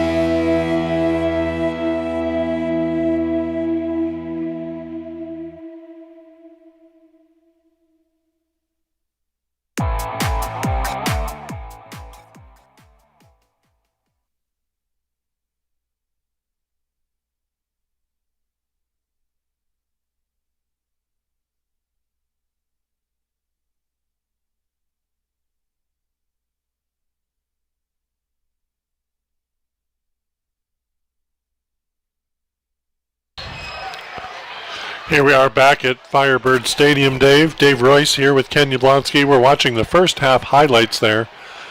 See Kenyon Norman run in the end zone. And there's the big sack by Cam Thomas. One of two in a row by Thomas. Here's the trick play, Ken, that after the controversial turnover where Oak Hills gets their one and only score of the night. And then West down the left-hand side, that's number 14, Camilo Jordan with a big gainer. Sets up West here for their quarterback Smith scamper into the end zone. And then we've seen a lot of number 3 tonight too. Carrying. Yeah, Kenyon Norman has 61 yards. 9 carries, 61 yards for Norman. You've got Cordell Ball, because of his 20-yard touchdown run for Oak Hills, leading their team with 31. Not many yards of offense there in the first half. Oak Hills with West with 236 yards in the first half. Oak Hills with only 113. They didn't have to go very far on the touchdown they scored. But penalties on Lakota West racking up. 9 penalties for 90 yards. Yeah, penalties have been an issue here tonight. And we know Coach Bolden stayed a little longer out on the field at the beginning of the half to have a few conversations with the Stripes. As there's been a few questionable calls, a few things that he is not happy with on both his own team making some bad moves and some else. But after the kickoff here to start the second half, Oak Hills will start out at their 20-yard line after the touchback as the ball went into the end zone. McFarland gets that on a end around and nothing going there as West just chews that one up. So nowhere to run. Looking at some other stats on halftime, Tyson Davis for Lakota West, 6 catches, 98 yards in the first half. Wow. So he's on pace for a monster game. Jackson Smith, 10 of 14, 117 yards. Lincoln Schreiber, 7 of 13 for 83 yards. Both quarterbacks being relatively efficient. But we see the score, Lakota West 17, Oak Hills 6 right now. And West had a couple of opportunities to really blow that first half open, Ken. Drive that ball in and go up here another 4 points at least and make this a 21-7 game. But settled for the field goal towards the end. And like you said, that brings us to the beginning of this half at 17-6 as number 13 there, Emmett Johnson, runs the ball for Oak Hills. Yeah, West had a few more chances there in the first half to kick some field goals, but they penalty after penalty brought them out of field goal range. Yeah, they unfortunately didn't come away with anything. Had to punt when they were in field goal range. Could have been up at least another 3 here, but nice 11-point lead to start off the second half. Oak Hills with the ball, deep in their own territory. Schreiber sets back, looks, shakes off one rusher, throws it deep down the middle into double coverage. Nothing going there. Looking for one of his favorite targets, Ball. Yeah, Ball is Oak Hill's leading receiver, as we mentioned before, 722 yards. Coming into this game, he caught 3 passes for 45 in the first half. No penalties on the play there? Nope. So Oak Hills is going to be... Oh, there is. No, I think they had a roughing the passer, and they're going to get another 15 yards. And Ken, most of these penalties too, they think there was 1 5-yard face mask and a few false starts, but there's been several personal fouls in this game. Surprisingly undisciplined for a Lakota West team. Coach Bolden usually has these players disciplined, and you don't see this very often where they're getting after the play penalties. They had personal foul after the play. They had the roughing the passer right there. Schreiber quick out to the left-hand side. And number 4 for the Firebirds, Smith, grabs McFarland quickly. McFarland's played a huge role for Oak Hills today, playing out of the backfield, playing in the slot receiver position, and playing corner on Tyson Davis. That's a tall ask for one player to do all that. Yeah, and this has been the Highlanders' favorite play here on offense, that quick out, right? To McFarland or one of the other receivers. Now we see Sweet go in motion. Big toss over to him on their side of the sidelines as he gets some positive yardage. A few positive yards, not much. It wasn't a high impact play, but it definitely got them a little closer. So third and 2. It's going to be about 2 striking distance for Oak Hills. But you know, Oak Hills doesn't have the power game. They don't have that power running back who can just go up the middle. No. Ball had the nice run off tackle, but all their running plays come off pitches or come off motion. Playing this kind of quasi option offense, right? Sometimes it's quick slants and flats, and then every now and then they'll get guys in motion, like right now where you got to run the option. Sweet comes back around, I don't think he looking got it. for He's something, short. and I think the West Firebirds stood that line of scrimmage there and won the battle in the trenches. And they're going to bring up a 4th down, and it's going to be the old 4th and 2. What do you do here? We haven't seen Oak Hills go for it yet on their side of the 50. Nope. They're leaving their offense on the field here, so I think they're going to go for it. I think they're contemplating this, Ken. 48-yard line is where they sit the ball out on their side of the 50, and I think they're going to go for it, as they say he did pick up 1 yard. Yeah, they need less than a yard here on 4th and 1. Looks like about 4th and 8 inches, so Schreiber, well, he's in shotgun. He's in maybe shotgun. He'll keep it. He's got Johnson in there too. I don't know if he made it there. I think the Firebirds stood him up as number 1 comes flying out of there. Cam Johnson, along with a lot of friends. DJ Edwards and number 8, Riley Newman, all in there. And you see look at the Firebirds were waiting on that one, Ken, and stacked him up, and that's going to be a change of possession here. That handoff went to Ball, and they were just hoping Ball would fall forward for the first down, and he did not. Lakota West defense making a big play. So Jackson Smith coming onto the field to have the first possession for the Firebirds with only half a field to go. Yeah, they needed a yard. They got about a half a yard, and that's about all that came as the defense bend but did not break on that first drive by the Highlanders. And like you said, now setting their offense up in a good position at the 48-yard line as a handoff to Norman. Norman barrels ahead for 6. That's going to be their bread and butter. Somebody's down for Oak Hills. Looks like 28 down for Oak Hills. We'll see the replay here. Norman goes up through the Bundridge middle. Down for Oak Hills. And just hard running, sledding in there. And just shout out to, we always give a shout out to these trainers that we have around the city here, whether it's here at Lakota with the Beacon folks or the folks that Oak Hills has. Always top notch, taking care of these high school athletes in a great way. And it's good to see number 28 going to get up. I think he just got the wind knocked out of him. While we have a break in the action, we want to shout out to Westchester Cable, the guys in the truck showing us the replays and making all the adjustments here that we need to adjust. The camera folks, somebody on the roof. I went out at halftime, Dave. It's a little chilly outside. It's a little nice and warm here in the booth, but it is comfortable here. But yeah, thank you to our cameramen for the job they're doing today. And go ahead and hit the like and subscribe button on Westchester Cable, so we can continue bringing the action. A little chilly up there on the roof tonight. But, hey, giving you guys these great views here.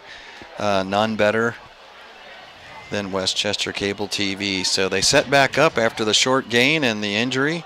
Hand that off to number 2 or 5. Davis comes in motion that time. Yeah, he left his wide receiver position and went for the inside handoff to gain about 9 for the Hawks. Makes a good cut there. Sees a little bit of daylight and just turns his head north and south and buries it and gets as much as he can. And he's going to bring up 3rd and 1. Very doable. New tight end for West, Yassine Salam, senior, into the game to block the edge rusher. Edge rusher for Oak Hills has been all over the place, and it's taken 2 guys to stop him, and West has done a good job. Yeah, the tight ends have been critical in this offense so far as Norman gets through, breaks the first layer, goes to the second layer. He's going to pick up the first down and then some and take this ball down to about the 30-yard line. So looked like Brody Bell had him tackled right at the line of scrimmage, but you see here Norman kind of sheds the block there, gets away from 38 from Oak Hills, Gabe Johnson, and just keeps on plowing forward for the first down. Loses a shoe, I think, on the process. And needed 1 and got 9, Ken. So yeah, first down, Firebirds. Did a great job shedding that first tackler. Right at the 30-yard line. As Smith looks over to get the play. Lets everybody know. 22 in the backfield for Lakota West. That's Judah Blair, normally a linebacker. Yeah, and he's going to hand get it off to him, and he goes off right side, finds a little bit of space, cuts over, and he's going to gain a good 5 yards on that. So that's definitely a wrinkle from Lakota West. I'm going to look up and see if Blair has any carries on the season. I'm not quite sure he has. So that was a quick in for him, I think, just giving Norman a breather or an exchange there. And he comes right back out. Number 3 is in the backfield now behind his quarterback, Smith. That is his 5th rushing attempt on the season. So definitely filling in for Norman there in the utility position. Now right back to Norman, finds some space right down the middle, and he's going to go forward and pick up a first down for Lakota West. 22 Oak Hills, Miles Cunningham, who's been all over the place for Oak Hills. He's made the majority of the tackles, but Norman just carries him about an extra 2 yards, 3 yards, and West gets the first down. And again, the big tight end there, Xavier Radica, the junior 6'6" tight end, leading the way, West making some space. West inside the red zone here. Yep, setting up now at their 19. As back to Norman again, sheds one blocker, going down the right-hand side. He's going to smell pay dirt, and it's going to be a touchdown. Why not, number 3? What a strong run by Kenyon Norman. Again, Oak Hills has him in their grip, but they can't finish the job and make the tackle. You see Norman here come around the outside. Kenyon Norman with a big power run. He went out, got a quick breather there, got the leg brace on now. Don't remember if he had that on in the first half or not, Ken, but boy, that's just a power run, like you said, and just the way the game started, Oak Hills struggling, coming out in the second half, tackling as they did at the beginning of the game. They're not finishing. They're in the right spot. They have arms on the tackler, but they're just not wrapping up and finishing. It almost looks like they're tackling too high. We'll see on the replay here what happens with Norman, but watch the Oak Hills defender here on the outside. He just kind of whiffs, 38 whiffs, and then 28 doesn't have the good angle, and that's an easy walk-in for Norman. And didn't pick this up on the first. You'll see here, good misdirection. Everybody goes left, Norman goes right. And great block out there again by the tight end, 87. Doesn't show up so much on the stats, but boy, he's going to get a lot of accolades tomorrow morning in the film room. He's just been playing a really good game in his position, leading blocking, pass blocking, run blocking, keeping guys away from his quarterback and making holes there for his running back. Sure, Oak Hills has to be a little disappointed in their performance. They played Princeton last week to a 30-27 score. You and I had our eyes on that score. Yeah. Like, really, Oak Hills competing with Princeton, who's really been dominating the league offensively. I know they had some transfer players who couldn't play the second half of the season that sat out in that game, but Oak Hills really did a nice job competing with Princeton. There's the worm burner again down the middle on the kickoff. That's going to go into the end zone for a touchback. But, yeah, Ken, Oak Hills was leading that contest against Princeton in the third quarter and then at the beginning of the fourth at a home game on the west side. Boy, we kind of thought, man, Oak Hills is going to hold on to this and upset the Princeton Vikings. But Princeton showed what they were made of and came back and won that by 3. Speaking of which, looking around the GMC, Princeton's up 21-0 on Fairfield right now at the half. Lakota East up 21-7 over Sycamore. Mason 21-7 over Coleraine currently. And this one a little closer than I thought. Middletown 3, Hamilton 0. Just a field goal in that game. So that's a quick look around the GMC here. Yeah, you know, Region 4 implications for the OHSAA state tournament coming here. There's a Wildcat play, handoff from McFarland to Ball. Right now, and that did not fool West at all. Right now, Lakota West is 7th in the Region 4 standings, according to Joe Eitel's report. Oak Hill's 10th. Both teams control their own destiny, whether they're going to make the playoffs or not. But Oak Hills really needs to compete well. They've got Fairfield next week. You know, their wins were against Sycamore, Hamilton, and Coleraine. Non-conference against Edgewood, not that strong. So, you know, Oak Hill's sort of on the bubble in terms of, are they going to make the state playoffs? Are they going to be the top 12 in Region 4? As that play pretty much went nowhere for no gain. Now Schreiber again, that quick shot slant looking for Ball. And the West defense swarming that. We've been impressed by Schreiber's accuracy.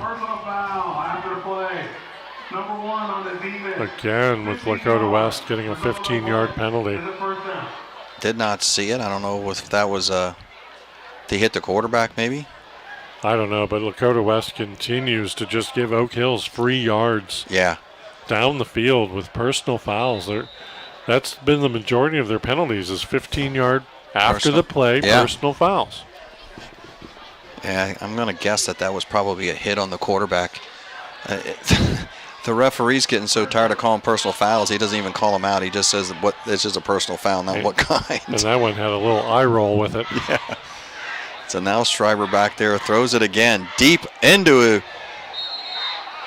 West territory, and it looks like McFarland came down with that in double coverage over there. High school, you only need to get 1 foot in, and Schreiber put it there for him to leap up and catch with almost double team there. Beautiful catch by McFarland. Nice catch.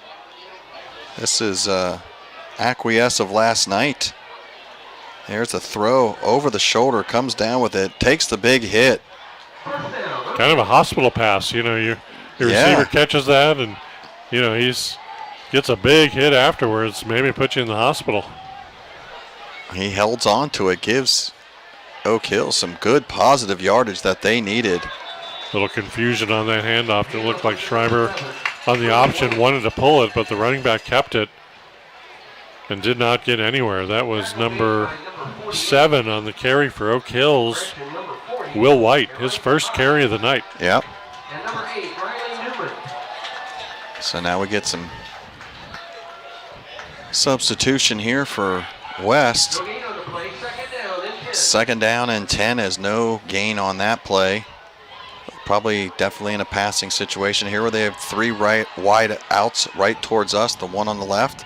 He looks left. Well, I think he was going to throw for sure. Now Schreiber just puts his head down, tries to run for something to make something out of nothing. And he's not going to be successful as he's going to come up a yard short of the line of scrimmage. Yeah, Schreiber is not a running quarterback. He only had 2 carries, both for losses in the first half. Traditionally he likes to stay in the pocket and just likes to throw the ball. Blair and Thomas in there with the tackle is, well, Schreiber just had nowhere to go. That pocket just collapsed quickly. He looked left quickly to the single set that was over there. The trips right just seems to be a mask as they never come to the trip side. Now they go in motion. There's that flip over to McFarland, turns the jets on, puts a stiff arm out, and West rides that out as Oak Hills is going to gain a couple of yards on that, but it's going to bring up 4th and long. Probably a good 6 or 7 yards, I'm going to say. Yep, 4th and 6 is what they're going to call it, and Oak Hills now over the 50-yard line deep into the 3rd quarter. Doesn't really have a whole lot of choice here, 24-6, Ken, but to go for you're this. Down 18, so you've got to take a chance here. You're giving West at least half. They're going to pooch it. Interesting play. Partially blocked, I think, as they're going to get a generous roll as the quarterback Schreiber kicked that. Yeah, you don't see that too often. You know, that reminds me of like John Elway in the 1980s. They used to get the snap right behind the line and kick it right away, but Schreiber did a good job. You see another Highlander down. Yeah, and I thought there was actually contact with him, and him being in the kicking position would have been a foul. But no flags come out there. Would have probably, hopefully at best, would have been a 5-yarder, which would have made it 4th and 1. But yeah, your typical punter is going to be 7 or 8 yards behind the line getting the long snap, and Schreiber was only you'll see here, 2 feet behind the line. I think we're going to look to see. Oh, that's a rough hit right there in the middle of the field right there. Number 5 on 12. Kind of a defenseless player there. He didn't get flagged there because he already has one unsportsmanlike. That could have been a number. That could have been the second one right there if the refs were watching. It was away from the ball. Good to see Dimitri Vetter going off on his own power after that. And that's the kind of stuff I'm sure Coach Bolden just doesn't need when you're up 18 points. A play away from the ball that could have been flagged, could have been his second personal foul, like you're saying, would have had an early shower. Just senseless. So no call there, but again, I don't know if we had the replay of the kick by Schreiber. I thought he got actually hit kicking the ball. Another good roll on a punt. That's the second or third good roll after a punt because he didn't get it off clean. We're going to see. Yeah, if we go back to the actual kick. Yeah, it was like a 10-yard kick, but like a 18, 20-yard roll. So now Norman gets the ball off the right-hand side, trying to break tackles, gets through one, then gets ridden down from behind by the second one. Here's the kick, Ken. So boom. I don't know if they're saying he touched it, but he definitely hits the kicker right there as he comes through. He hits his leg. Probably would have been a 5-yard variety, but still that would have made it 4th and 1. So I think you could come up with a different play there if you're Oak Hills, but nonetheless, it's a West ball, and now they just picked up some extra yardage as there was a penalty on Oak Hills. And that's very non-traditional to punt from that area. You know, typically you might even tell the official, hey, we're going to pooch punt it here right after the line. That way they can look for that running in the kicker, but that happened so fast that I don't think they saw it. Just like they didn't see the hit. Fortunately, both ways there for West really came out clean on that pooch punt. So now they got the ball with some extra yardage on their 35-yard line, and Smith throws a dart over here in front of the bench Tyson to Davis number 5. Unbelievable game so far by Tyson Davis. We watched Jamar Chase catch 16 balls yesterday. That's 7 for Davis. Yeah. And he is just having a great game. He's in the right spot. Jackson Smith is finding him all over the field. Puts the Firebirds at the 50-yard line. And he's got to be in the teens of catches right there.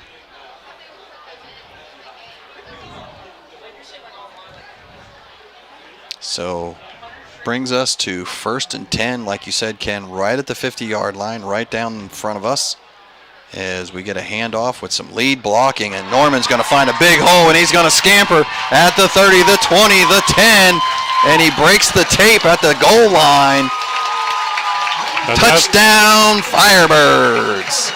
You give credit for that touchdown to the Lakota West left tackle and left guard. Yeah. The hole they opened up there, you could drive a semi-truck through, and Norman doesn't need that big of a hole, but I don't know if anyone touched him. We'll see right here. Let's look at the blocking from 56. The guard pulled a little bit. Number 10. The tight end, 80, and 10, the second tight end, came over and there he made goes. it easy for Kenyon Norman. We got another flag.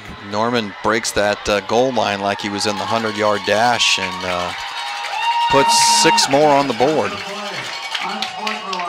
On the defense, number 11. 15 yards over the excess on the kickoff. So another personal foul. That time on Lakota, or on Oak Hills. So 15 yards on the kick. I don't know if Abdul Ford needs the he extra doesn't. 15 yards. You know, if it's a closer game and that happens, you potentially try an onside kick. Yeah. Because 15 yards, now you're kicking from the 50. You know, West obviously up 24, doesn't need an extra possession, and they don't want to rub it in. But with 2 minutes left here, 2.5 minutes left here in the third, Abdul is going to add another point there to make it Lakota West 31 and Oak Hills 6. Abdul with the big kick for the PAT, and boy, I hope we get a chance to see him punch one. I was kind of looking forward to that 59-yarder before all the penalties for the offsides, but like you said, this is going to put him in field goal range on the kickoff. Yeah, be curious what West does, if they continue to squib it, or if they just say, 24-point lead, let me just kick it into Ken Yablonski's pickup truck and give Oak Hills the ball at the... Yeah. It looks like, Ken, they're going to kick this off at the 45-yard line. The opposing 45 at that. So Oak Hills really digging themselves a hole here that they didn't need after the big run touchdown by Kenyon Norman. Like you said, untouched. Great blocking by the O-line. Great blocking by the tight ends that were pulling. Yeah, you had just the guard. Blew a hole open. You had the guard pulling, and you had the tight end in motion who made a good block too, but the Budafor is going to kick it through the end zone. Did he make it through the uprights? I think he hit the post. I think he hit the upright on that. I don't think he was fun. trying. I think he was just trying to pop it up in the air and get it deep. Yep, that's fun. Like you said, It's get fun. the touchback, Fun for start him. out on the 20. Target practice, that's fun for him. So 25-point lead here at Lakota West. We're going to see the kick. Let's watch it. And great camera work, fellas. Doink. I think he hit it. Hit the post. Obviously, his teammates are challenging him. Hey, man, if you hit the post there, I'm going to buy you a burger on the way home. I think he won. So Oak Hills line coming there. They've had their share of pass protection there. He's had Devontae Alexander, 5'11 junior, 313 pounds from Alexander. And Oak Hills with somebody They got in the a backfield new there. running back there behind Schreiber as he goes off to the side quickly to number 2. And that's a name we have not called much. That's Brady Comer, he's the one that held the extra point that got, or the field goal that got blocked, and he got leveled to the ground. So good seeing him on the field there, trying to get him the ball, and all the effort he puts in on special teams. It's nice to see him on the field. Let's see who's next. Still trying to pick up who's behind Schreiber there in the backfield. That's not Emmett Johnson, I don't think. No. Typical running backs that have been back there throughout the night are. Is that 0?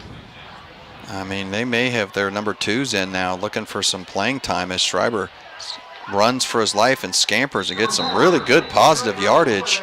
That's his first positive run, and he is brought down by 33, Andrew Fryer, for the Hawks. But you don't see Schreiber run too often. No, it was actually nothing going, and he just tuck it and took off and got some good yardage there for a first down for Oak Hills, and that'll put them up to the 37-yard line, 1st and 10, as they really need to do something with this ball and quickly to try to even get close in this game, as now it's number 7 in the backfield. Ken, as I finally pick up a number. Yeah, there's Will White, who had the earlier carry in this quarter, and he has run the ball a few times for Oak Hills. I'm looking at Oak Hills roster. I don't see a backup quarterback listed, so, I mean, obviously it's going to be somebody. I wonder if in the fourth quarter they'll give Schreiber a rest here, just kind of thinking, we're not moving the ball, my other 2s are in. You can't sub yet, really, if your quarterback's going to play JV tomorrow. Right. Looks like Ogletree with the tackle there for West. And that'll bring up 2nd down and 9. I am surprised that they have all their 2s in except for the quarterback. Normally you see maybe 1 or 2 here in the third, but pretty early, I don't too. want to say they're throwing the towel in, but it almost appears early. like they are. Yeah, early here with time left in the third as Schreiber's running around, throws the ball quickly, and finds his favorite target, McFarland. Yeah, McFarland's 14. still in. McFarland's in, but Ball is not right now. We do have a flag on the play closer to the line of scrimmage. Normally, where you see holding. Holding on the offense, number 58. 10 yards. Good call. 2nd down. So just when Oak Hill starts moving the ball, gets some positive yardage there, got a nice play.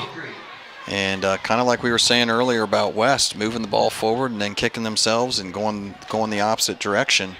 Yeah, they definitely don't need to penalize themselves. They're already having a hard time moving the ball forward. You don't want to make it 2nd and 19 here with 7 seconds. Yeah, 4 seconds left. They're going to let the run this clock out expire.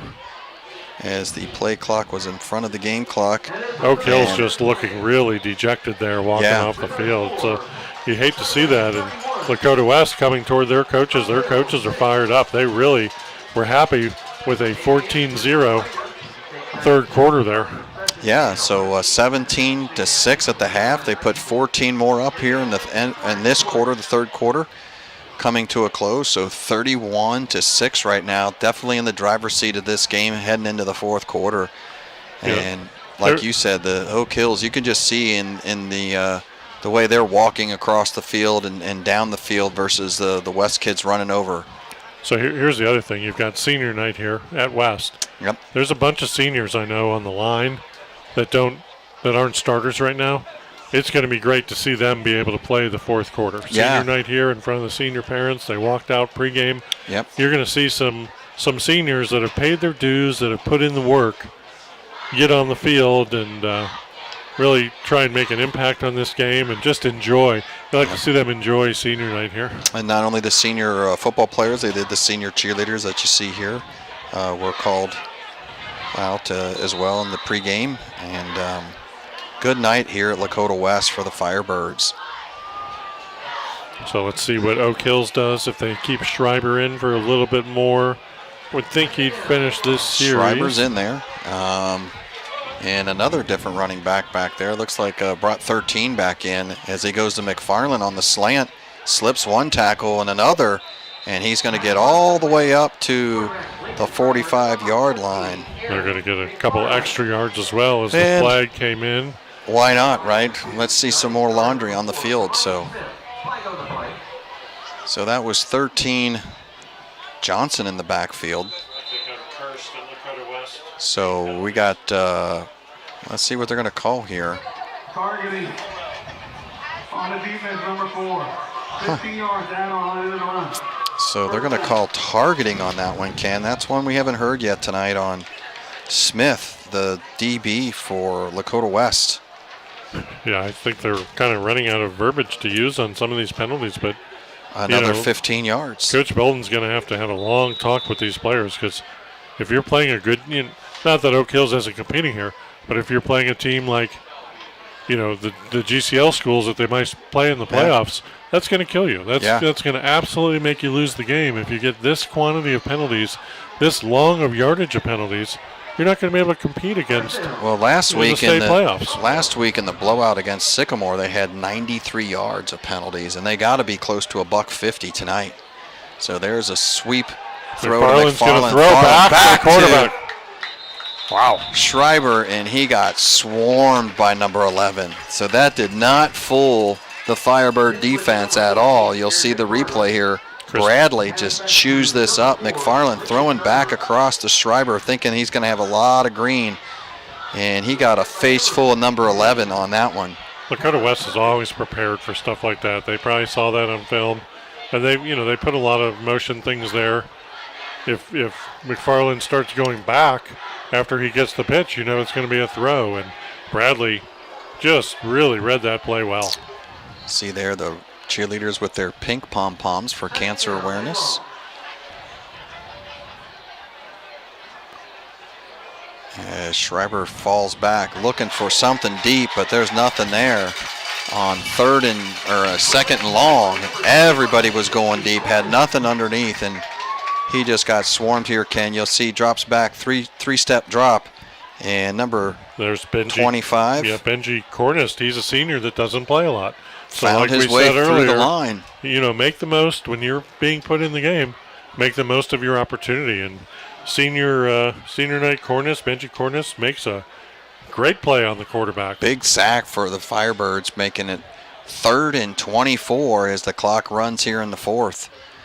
Firebirds well under control here at home. We'll see if we see any other seniors out there that we haven't gotten the name on the run. There's a snap to Schreiber, and it goes off his shoulder pads. Little shoving after the play, and the official reached for his flag and then said, not going to do it anymore.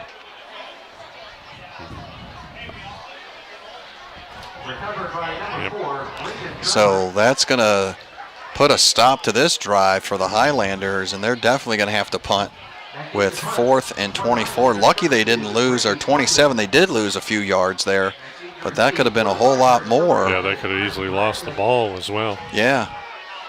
So they avoid the turnover, but bring up 4th and now 27 as they're going to be in the punt formation. West back to receive, and they come hard again. Quick punt, comes up and grabs it, and looking for some space, can't find too much, but does get a few yards after the catch. And Firebirds are going to start off at their own 37-yard line.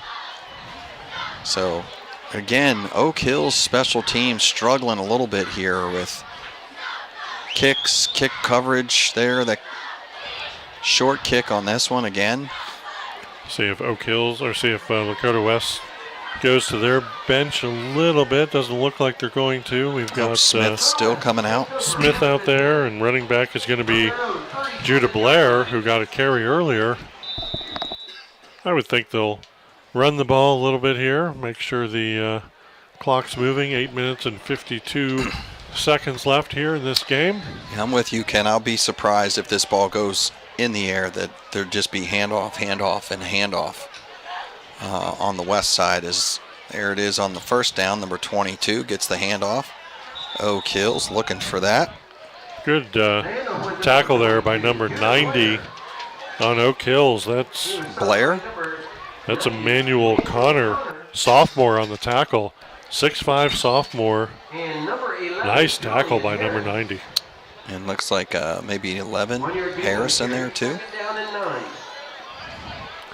So a couple different players in the game for. So Blair with the run there for West. Didn't find too much space as Smith stays at the helm here. A couple different players out there for Oak Hills, not so much for West. They're going to continue with their ones here with 8 minutes. They're still trying to do a tune-up. There's a ball in the air to big 87 down the middle of the seam, and he's going to get climbed up from behind and drugged down. As nice little payoff for number 87. Yeah, Xavier Ratika, we talked about him. He has been blocking the ball. We're going to take a look here and see how many catches he's had so far. So I said they wouldn't throw the ball, but they did here to the big tight end, who hasn't been really targeted much at all tonight, Ken, as we've been pointing out, been working hard at the line of scrimmage, blocking, and offensive coordinator rewards him with a big strike down the middle, and that puts the Firebirds in field goal range for sure and looking for more from their own 22-yard line. Now another handoff to Blair. He turns left, cuts back to the middle, hits a wall of white, and gets pushed back after a short gain. So definitely a lot of new numbers in there on the Highlander side. Like you said, Oak Hills looks like they're playing most of their twos on D. That's Ratika's 5th catch on the season. Definitely his longest of the season. Yeah, about a 30-plus yarder there. Right down the middle of the seam, like you like to see the tight ends run. His previous long was 19 yards, so just found that seam, and Smith hit him right in stride. Perfect, yeah. A little top off for his senior, or first on senior night. As now number 14 for West gets the handoff coming around. Carmelo Jordan, who had the touchdown earlier. So Jordan gets the handoff, and he takes it for. Got a good block from Brandon Stanley there. And 54. Should be a first down right at about the 10-yard line, Ken. So that's going to make it 1st and goal for the Firebirds here. As Smith calls, snaps, and looks back over to the O coordinator. I see Caleb Bonk there at right guard. Got 8 seconds left on the play clock here. They're going to have to hurry up as Smith gets things set, snaps, asks for it, gets it, hands it off to Blair. Blair goes to the right side, off tackle, gets some good positive yardage, and takes it down inside the 5-yard line now. And that'll bring up 2nd and goal. Yeah, another good set of blocking there. Caleb Bonk, like I said, is in the game. 64 is in the game, who's Landon Jordan. Another senior, 2 seniors who don't start, but they're getting good quality minutes here. And then 55, the center, who's been solid, Carter Brashaber, junior center, been solid has at the center. Fantastic. But the right guard and right tackle in the game, and they made a key block there for the running back Blair to get those yards. Under 5 seconds on the play clock again. West taking all the time they can. There's a quick fake handoff to Blair, and Smith keeps it himself and gets a little extra 6 points. Touchdown, Lakota West Firebirds. Yeah, like an earlier play, every bit of action was going to the right.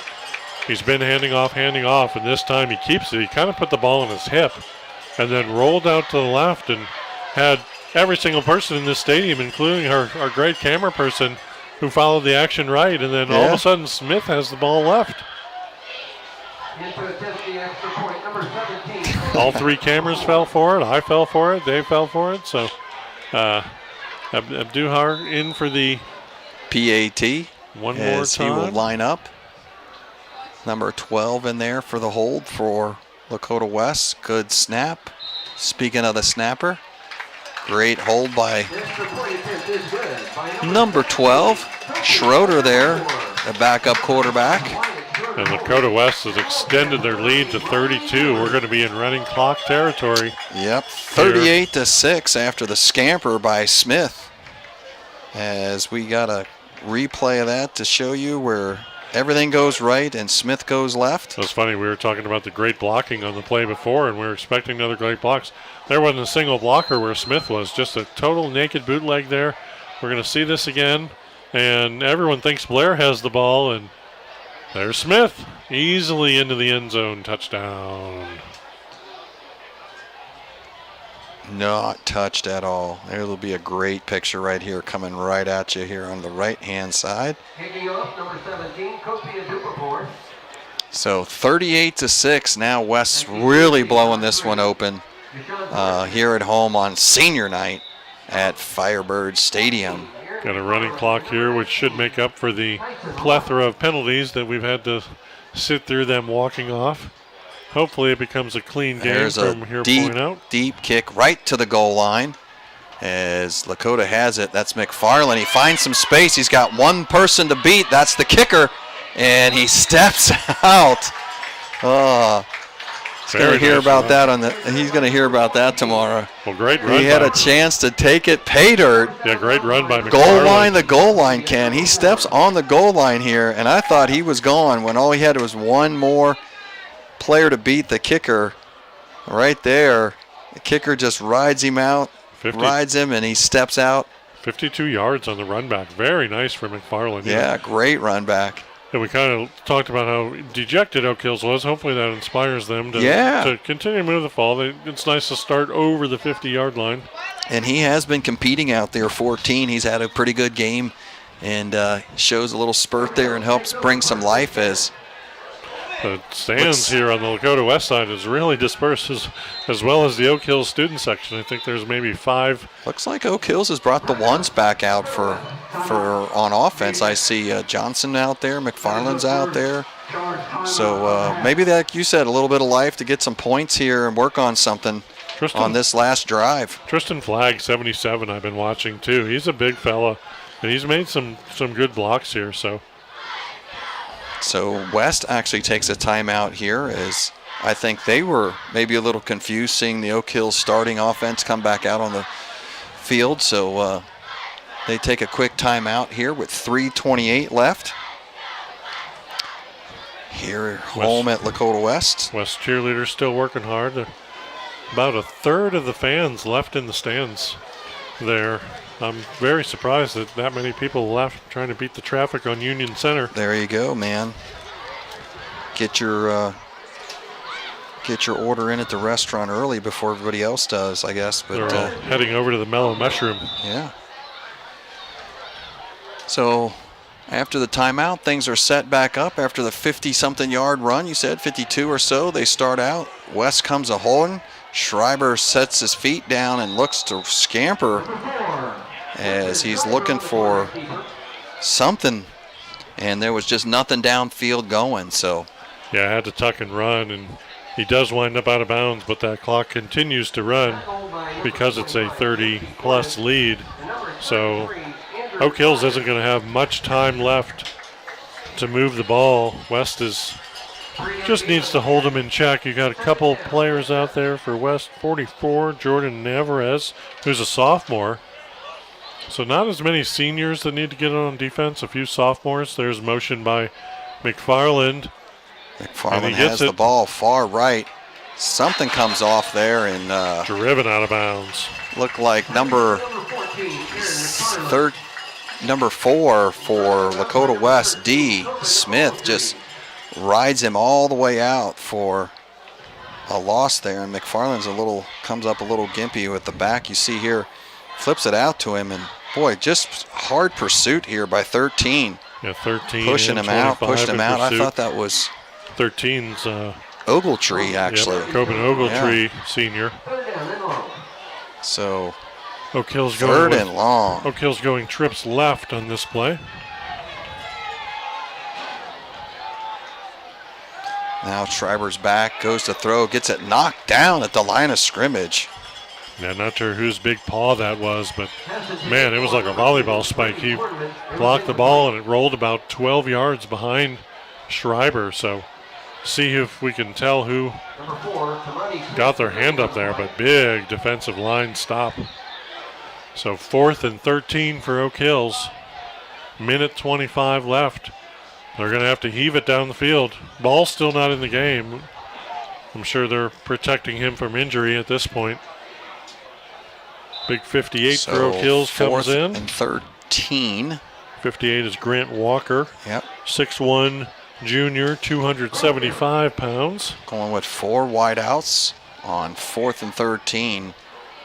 Schreiber back there. He's got Johnson back there to help block. Steps forward, looking to throw. Can't do it. It's going to have to run forward. And he's not going to get nearly enough for a first down. And that's about where we're going to be at here, as you'll see, Ken, on the replay. They were looking for a good throw here. 25 puts a lot of pressure on them for West and forces Schreiber out of the pocket. That's Benji Cornist again. He had a good defensive possession this quarter. He had a great defensive quarter. West is just going to have to come out and go in the victory formation, take a knee, and that'll about put the explanation point on this one. Up 38-6. As the they're not going to have to snap it. Play clock is not even running. I'm not confused. It should have been. I thought they were going to have to snap the ball, but it doesn't even look like they're going to have to do that because the play clock's not running, just the game clock. So we're down to 3, 2, and 1. And that's going to be it here from Lakota West High School. West 38, Oak Hills 6. From the booth, I'm Dave Royce with Ken Yablonsky. Come back and see us next week on Westchester Cable TV, the Lakota Battle, Lakota West, Lakota East. We'll see you then. Be safe.